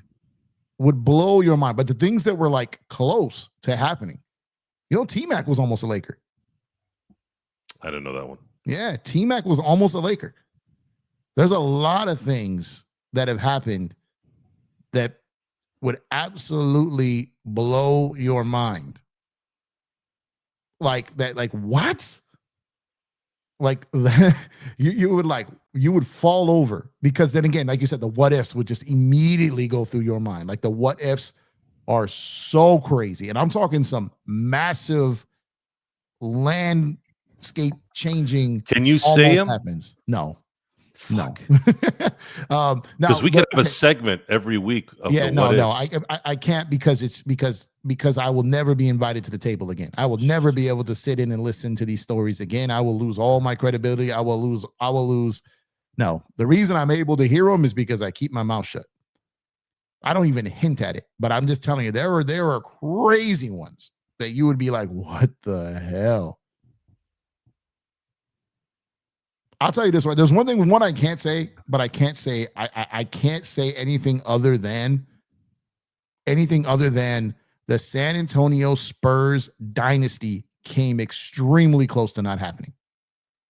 Extremely, extremely, extremely close to not happening. And what messed it up, these little things, these are the littlest things, the most simplest, dumbest, minute thing caused it to not happen. And history is made. History is made. And I will tell you this, like I can say this because I've known this for a long time. It's starting to come out more and more and more and more and more. Jerry, this is going to hurt to say this because it's my guy. Jerry West is not the sole reason Lakers got Kobe Bryant. Jerry West entered that very late in the game. Jerry West got Kobe to the Lakers, but he was not the driving force for months at it. He ended up on his radar and then agreed that he had to have him. But Kobe and his people forced the agenda until it got to that. So I just want to remind people something. And I know this sounds crazy. I'm going to say it again. I know this sounds crazy. But very similarly to how the Lakers got Kobe Bryant is how the Lakers got Luka.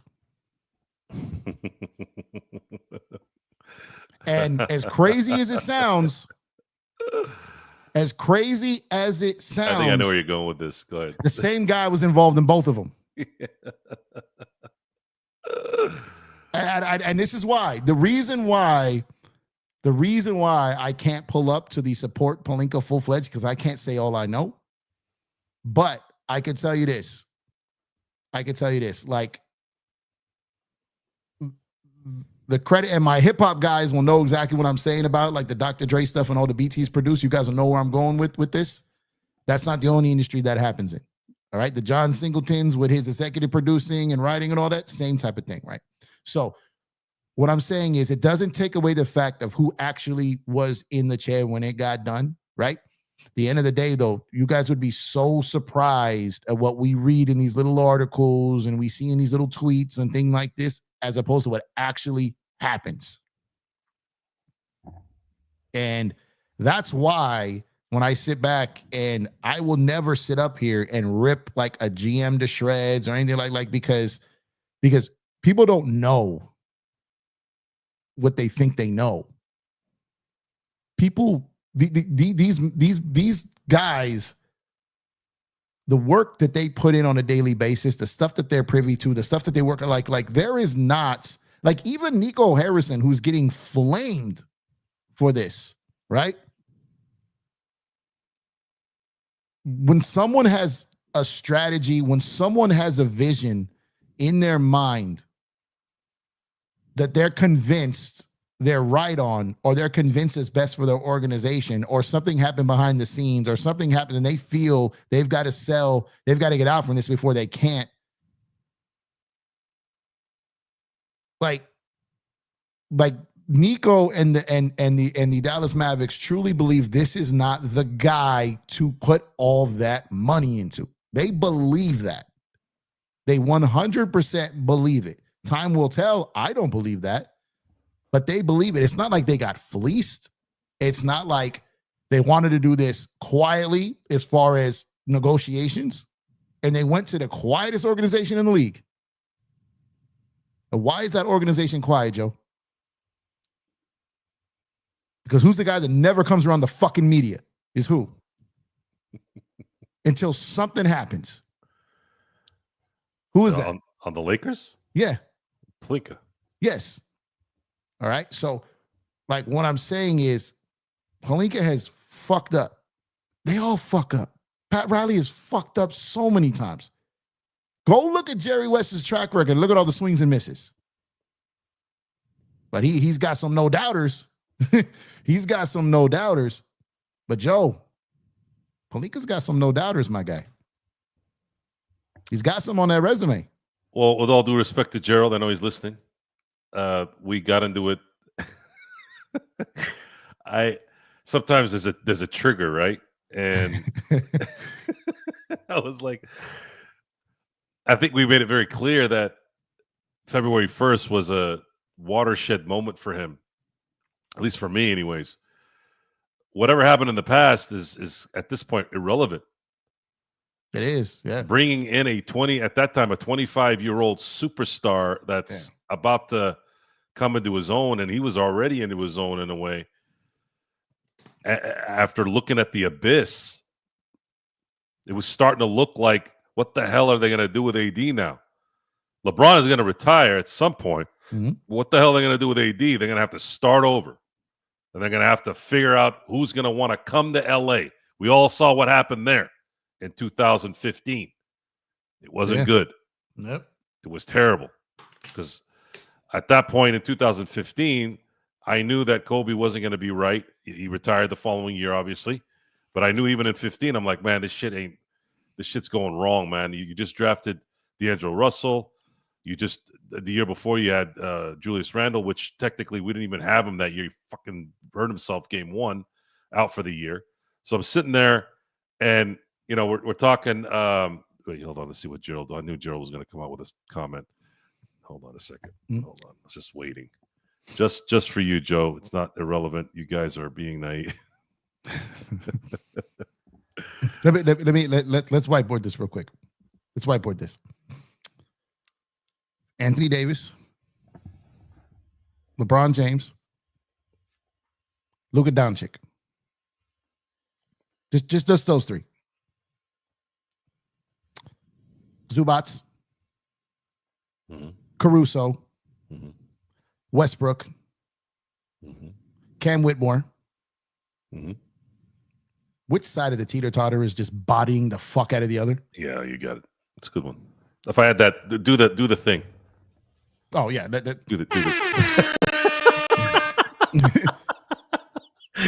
You know what it is. And I want to be clear. I'm not referencing Gerald at all. I want to be clear about this. I'm referencing him. Don't worry about it. I'm referencing I'm not. I'm you, Gerald.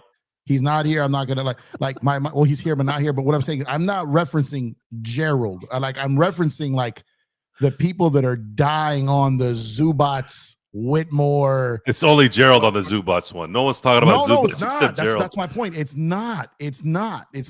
Like during the playoffs, you know how many pictures I got sent of that picture of Caruso and Zubats walking down the Lakers hallway in like 2008, 17 or whatever it was. It's not just Gerald. So I'm going to defend Gerald here.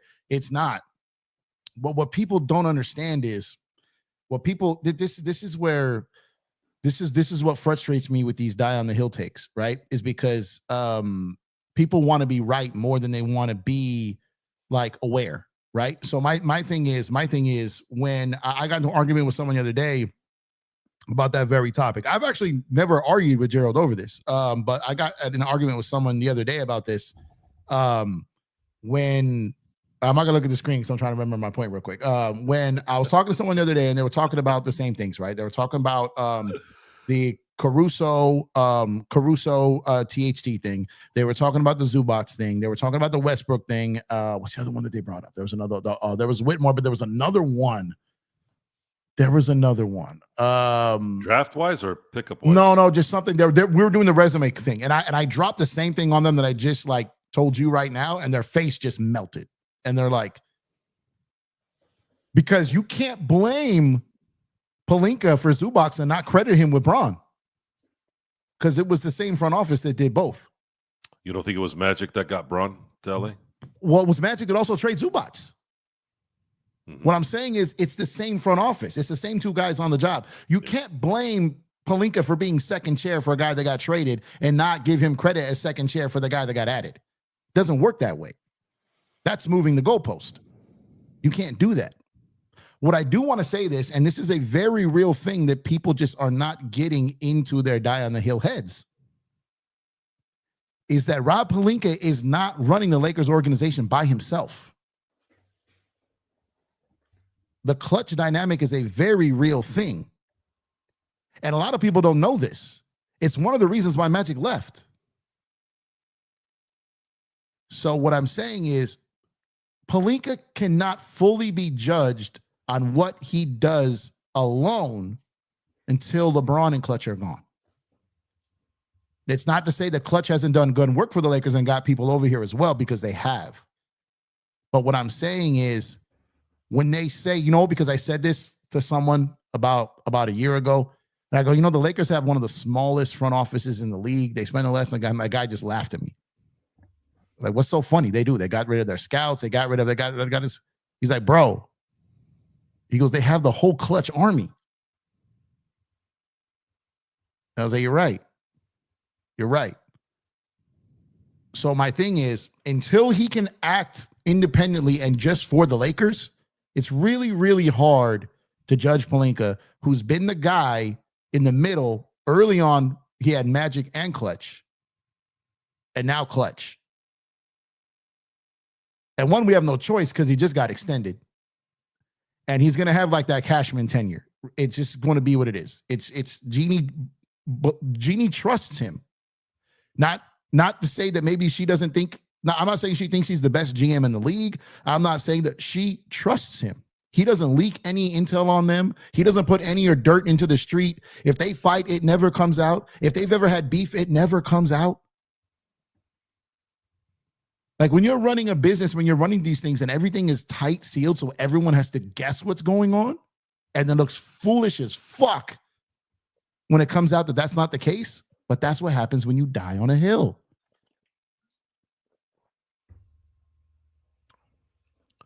This is some next level shit here, Jeff. What's going on here?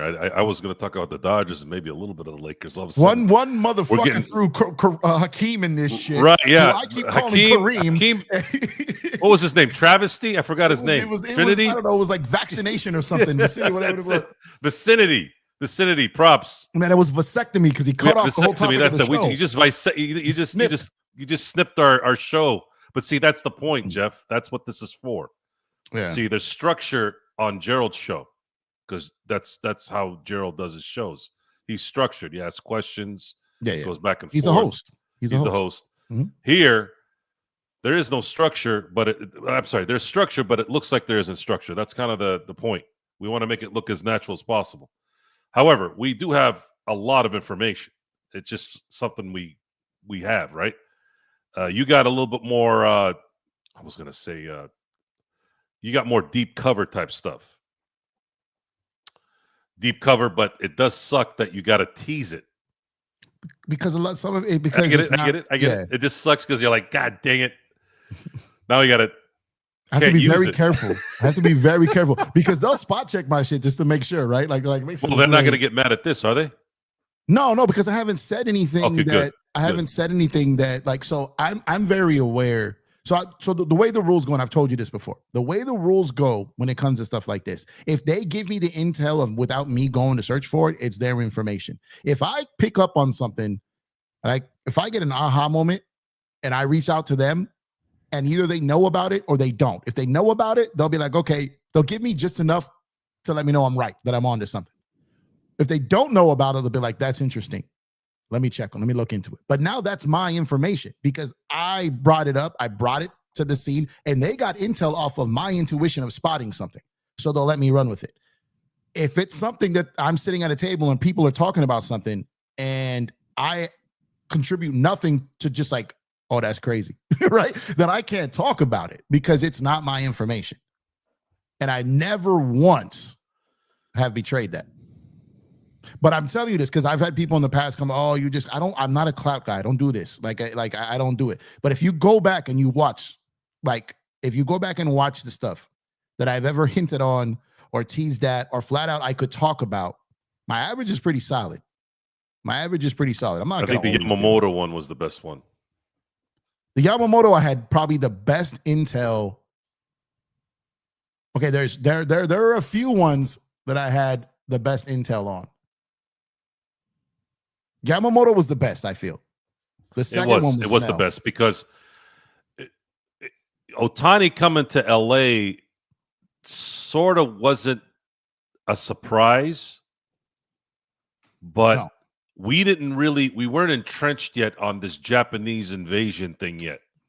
Like it wasn't like Roki. Like Yeah. as soon as they didn't sign Bueller, that was the sign that said, "Nah, man, they're getting Roki." They don't. Yeah. Yeah. No, I'm talking We knew about when they Flaherty got wasn't coming back. Yeah. No, when I'm talking about when they got Ohtani, I knew we were getting Yamamoto. Like I knew it. I knew the dollar they had to get to. If you go back and watch my show, and I said the Yankees are getting scared that the Dodgers are going to offer $1 million more than they offered Garrett Cole. I said that before it happened. And people were calling me out, and now the Dodgers could have offered 10 more. They could have offered 15 more. They literally offered $1 million more. But what I'm talking about, similar to the game today, the strategy in negotiations, the strategy in these games. And for me, it always comes back to, so this is why, but I don't ever put stuff out there and be like, I will never be in like the news breaking business, because all you got to do is be wrong once, and it's just a different era. One, I'm not a member of the media. Like it's just not, I like covering stuff, but like it's so hard to be right more than you're wrong. And if you're talking about speculative stuff, that's why I'd rather be the guy that learns the CBA. When you know the CBA, like I do, you can sometimes see deals before they happen. It's very important. When you know how an organization operates and you know the CBA, you can call BS on rumors real quick. Mm-hmm. Real quick. And that's why when that new CBA came out, man, I just lived it, right? Until I knew everyone's in it. That's literally how I made my way out on YouTube, because I was showing up to all this shit. It can't happen. Can't happen. Oh, but so-and-so said, I don't care. Can't happen. 2 weeks later, Bobby Marks, well, I misspoke. That trade can't happen. And it couldn't. You know what I mean? But what I'm saying is I know some of the best cap guys there is. And I knew a lot of these deals, which is why I knew I was saying all these deals with the Lakers weren't going to happen. Like the last, I knew that DeJounte Murray was never going to happen. I knew all these other ones were never going to happen, right? Because it wasn't going to work within what the Lakers were trying to do. So when you know how organizations operate, when you know the rules to transactions, it's not too hard to kind of piece all that stuff like together and put it, and put it all together. So a lot of people speak out of emotion or frustration or having to be right, or haha, I told you so, or no, this, that. None of that lives here with me. None of that lives here with me. So with me, it's just like, that's why, like, when I take up for a player or I take up for a coach, it's simply because I know there's always way more to it than what we think we know. Always is. Always is. And that's just when it comes to gameplay. And when you talk about like transactions, 80% of the stuff never happens.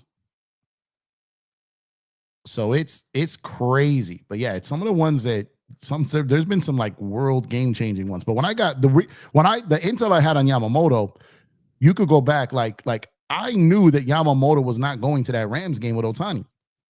I knew it. And I put it on it was still Twitter at the time, I think. I put it on Twitter. And I'm saying, I don't care where you're hearing this, he's not going to the game with Ohtani. And I said, not only is he not going to the game with Ohtani, Ohtani doesn't have to take him to the game to try to convince him, because he's already convinced.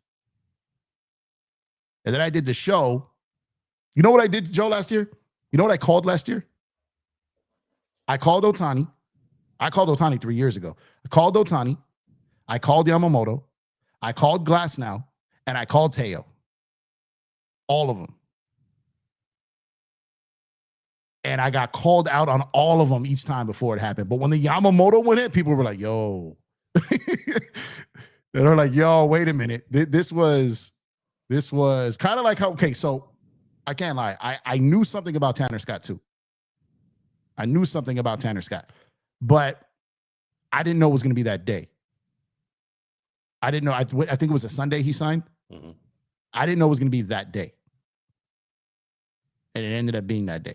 But I also knew that they were further enough along with Kirby Yates that I felt that was weird, being that they were going to get Blake Snell. But they gave Blake Snell a timeline because the Cubs were going after him pretty tough, and Boston was waiting. Boston's front office agreed, like, look, we're going to overpay for Scott if we get Bregman, and they couldn't close the Bregman deal in time. So it took Boston out of it, and Chicago offered more money. He just wanted to be in LA. Mm-hmm. He tried to get to LA via the trade deadline last year, ended up in San Diego. So the Dodgers have been in on him for a while. So I knew that, but I had zero intel on the Conforto thing, like none. I had no idea that was coming. That came completely out of left field. Roki, I didn't have any real intel on. I was just pretty convinced it was happening just because of my Yamamoto is nowhere near as private as the other two are. So it was a lot easier to get intel on that. Private as in his agent? Well, just in general, he's not as private. Like Ohtani and Roki were it was believed that they were like telling teams like if you leak anything, it was like a sign of trust with them. Like, we want to know we can trust the organization. We want to make sure there's no leaks. I want to be able to, my family's like all this. I want all this stuff to be private. Yamamoto's just like, F you, pay me. I want to be here. If you meet my number, I'm coming. Like, Yamamoto was very Kawhi-like. Like, I'll go to the Yankees, but I want to be a Dodger. I want to play with Shohei. I want to play with Roki next year. Like Yamamoto was more instrumental in getting Roki than Ohtani was. I don't know if a lot of people know that. You sure? Because I've heard that Shohei was the catalyst there. The Shohei, but no, I'm talking about the bond, the connection. They're closer. Is Yamamoto. Yamamoto had a huge role in getting Roki here. Now, Ohtani, when he got with him at the end, probably put the nail in the coffin. But as far as putting in the body of work, I'll tell you, Ohtani was bigger in getting Kim over here.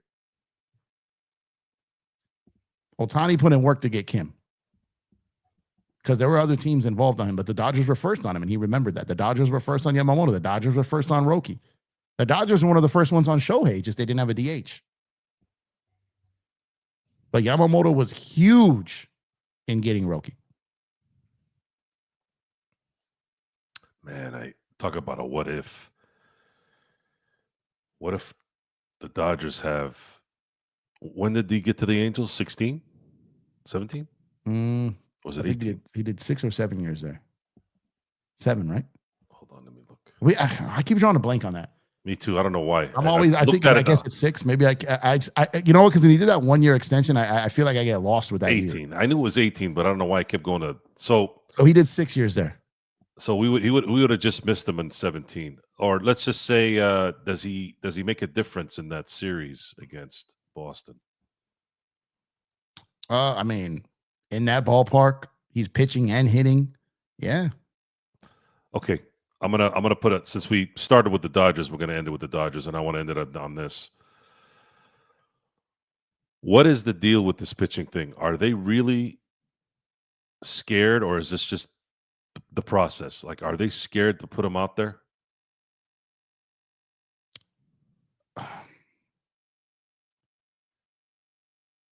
I think there's part of that, but I also think that they want him to. I think they want him to have like that first like offensive like just thrust where he's going ballistic. I don't think they want him over leveraging on both when they feel they have the depth. I think there could be some fear there, protecting their investment.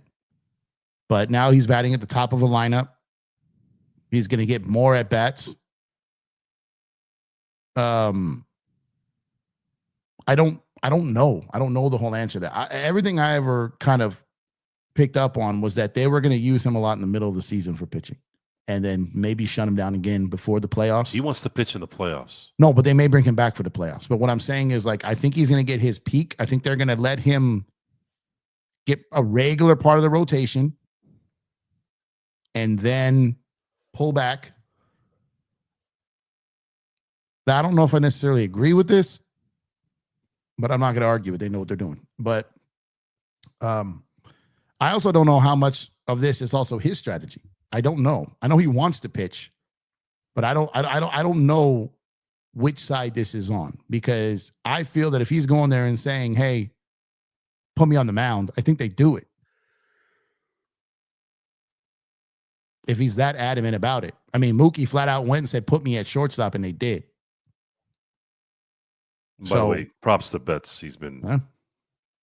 You saw what Tulowitzki said about it, man. He's a Gold Glove, outfielder, and he's gonna be a Gold Glove shortstop. I was like, I never had that expectation for him. I don't know if that's realistic, but if he gets that, we're 34 games in. I feel pretty comfortable with him there. Yeah. And if you put Kim at second, that whole dynamic in the middle of that infield is going to change even more. Yep. So I'm excited to see, man. That Kim getting the third almost kind of made me forget losing the game tonight. I was still kind of high on that. I'm like, dude, this guy is he's like Ricky Anderson, man. And I keep forgetting the guy. They also got that other guy, remember, from Oakland that led the I don't know when he's coming. Yeah, but what I'm saying is they got guys they can use in those moments. So they have even those guys, right? Even like the speed guys, like they got these guys that can do it. So even with all their struggles, even with all their injuries, even with that stretch that they were prior to this winning streak that they just ended, they're still the best record in the league. They're still number one in the NL West, and that's with all these things that haven't gone their way. And that's what this team is built on. So when I talk about like the Giants and I talk about the Padres and I talk about the Mets and we talk about all these teams, they simply don't have the depth to withstand long term. Like, could you imagine if the Padres went out there and lost both of their frontline stars, both their 1 and 2 starter? Right now, Yamamoto's their 1 at this point, but coming into the season when you had Glasnow and when you had Snell, right? You're sitting here and you're like, okay, if you take your 2 best pitchers, if you took King and Cease off the Padres right now, they're cooked. Mm-hmm. Right? If you took Max Fried and if you take any 2 top pitchers off any of these teams, they are cooked. And the Dodgers have lost both of those guys. Shohei hasn't pitched yet. You've got, Freddie was out when he hurt his ankle again to start this season. You've got Edmund, who's having an MVP start to the season, is out now, right? You've had guys that have been out of your lineup, and you have Muncy, who's just barely kind of starting the season now, like to even do anything positive. Mookie's found his way at shortstop. It was rocky in the beginning with the throwing errors. He was figuring it out. And yet here you are. You have no Trinan. You have no Kopech. You have no Gratterall. You just got Catman back. Like all these guys being in, all these guys being out, like, and you're still right there. You're still leading the pack. In the toughest league and the toughest division in the sport. Crazy. So you got Snell, that'll eventually probably be there. You have Yamamoto. You have May. Like I started thinking about it. I know it's way too early to think about this, but by the way, I was very impressed with May's response today too. Yep. That was another thing that my initial instinct was like, oh man, this is going to be bad. He's going to be out in the second inning. He battled, and I was very, very impressed and very relieved, because now it's like one less worry. The only one we have to worry about is Glasnow now, but maybe if they can just hang on a little bit with him, maybe he'll be fine at the end of the year. But what happens? Let's say if the Dodgers have 5 pitchers that can pitch in the playoffs, that includes Ohtani. How are they going to decide on how to set that up? It just means that bullpen's going to get crazy deeper, and that's the biggest nightmare for the league. Is that the Dodgers have guys that can eat 3-4 innings. Well, I was getting to my point here. So what did you say that might happen? Piggyback. Does that happen in the playoffs? Does yes. Roberts pull that out of his hat? Yes. Oh, man. I'm telling you, they've done it too much in their minor league system for a reason. I've been at the games. So uh, so it is something that could really jack up the league in come playoff time, man, because you've got guys. Let's say that you go out there and then you have a game where it's Roki and Yamamoto. You have a game where it's Glass now and Otani. You have a game, where it's Snell and whoever, and now you're like, Jesus, man. Like, you know what it is? Most teams in the league, you're sitting like, let's just wait. Oh, I can't wait till we get to their pen. And the Dodgers, like, man, I hope we don't get to their pen. But not only do we got to hope to not get to their pen, we got to hope to not get to their piggyback starter. Like, that is absurd. Like, that's absurd. Like, could you imagine? Or they could do something crazy where they go just righty lefty. Forget the matchup. You done seen Glass now for 5 innings, 4.5 innings, throwing it at you, all coming downhill on you from the right side. Now we're going to bring Snell in. And you got the whole other side, a whole lefty for another 4. You know what that does to the lineup? Because you set your lineup off the starting pitcher. You take your guys out. So now you're going to switch half your lineup around. So that takes away your pinch hitters late in game, takes away some runners, some fielding opportunities. Now you throw up, you obliterate a team's bench. Now, it's one thing when you go to the bullpen and you bring lefty on lefty and the guy pitches a third of an inning and he's out, doesn't come back. But you take Glass now after 4 innings, and then you bring in Snell. Now you may have to replace 2-3 guys in your lineup. Now who do you have to pinch hit? Who do you have to pinch run? Who do you have for a defensive assignment? That's a whole different level of strategy that teams will have to be thinking about if the Dodgers pull that out. We've never seen that before. I'm looking forward to it, man. I'm itching for it already. I mean, I'm trying to enjoy the regular season. I haven't missed a game yet at all this year. I told myself I'd make it work, and it's working so far. But again, Jeff, absolutely, probably the best show we've had together in a while. A lot of good information. Looking forward to more of this. Everyone that's been watching. Oh, I think I accidentally turned off a comp. Sorry.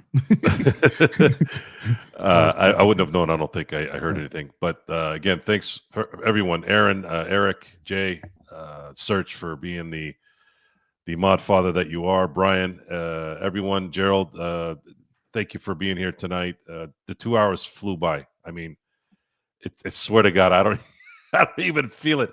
I go into the evening every time. I'm like, all right, I'm going to do this and we'll be doing this. And all of a sudden it's 2 hours later. So it's just, it is what it is. This is what we are. This is what we do.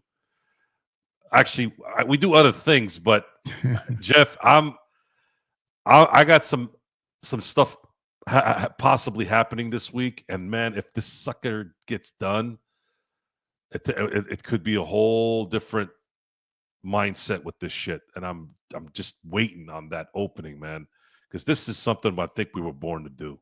I know I love my job. You love your job, but man, this is, I think, where we belong. So yeah, happy birthday, Gerald. I don't know if 56, I think you are. Today's his birthday, or was it yesterday? Down at midnight. Well, technically, it was yesterday. Yeah. Oh, I didn't know that. I'm sorry. Happy birthday, Gerald. So it's a hilarious coincidence considering he's a huge Star Wars guy, and it's May 4th. Amazing, May the 4th. So yeah, now it's, what is it? May the 6th. Was it May the 5th? Revenge of the 5th. So yeah, happy birthday, I didn't know. Happy birthday, Gerald. Happy birthday, G, from yesterday. Again, Jeff, thanks for being here.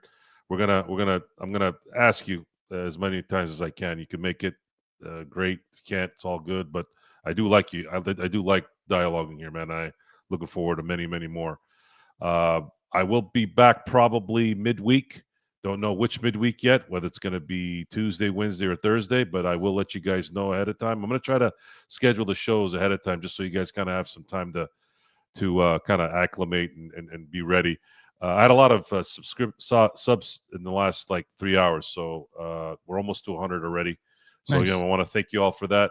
We'll keep getting this going. We'll keep talking Dodger. We'll keep talking Lakers. And we'll throw in some boxing and all the other shows. So until then, well, I should say, until next time, we will see you next time.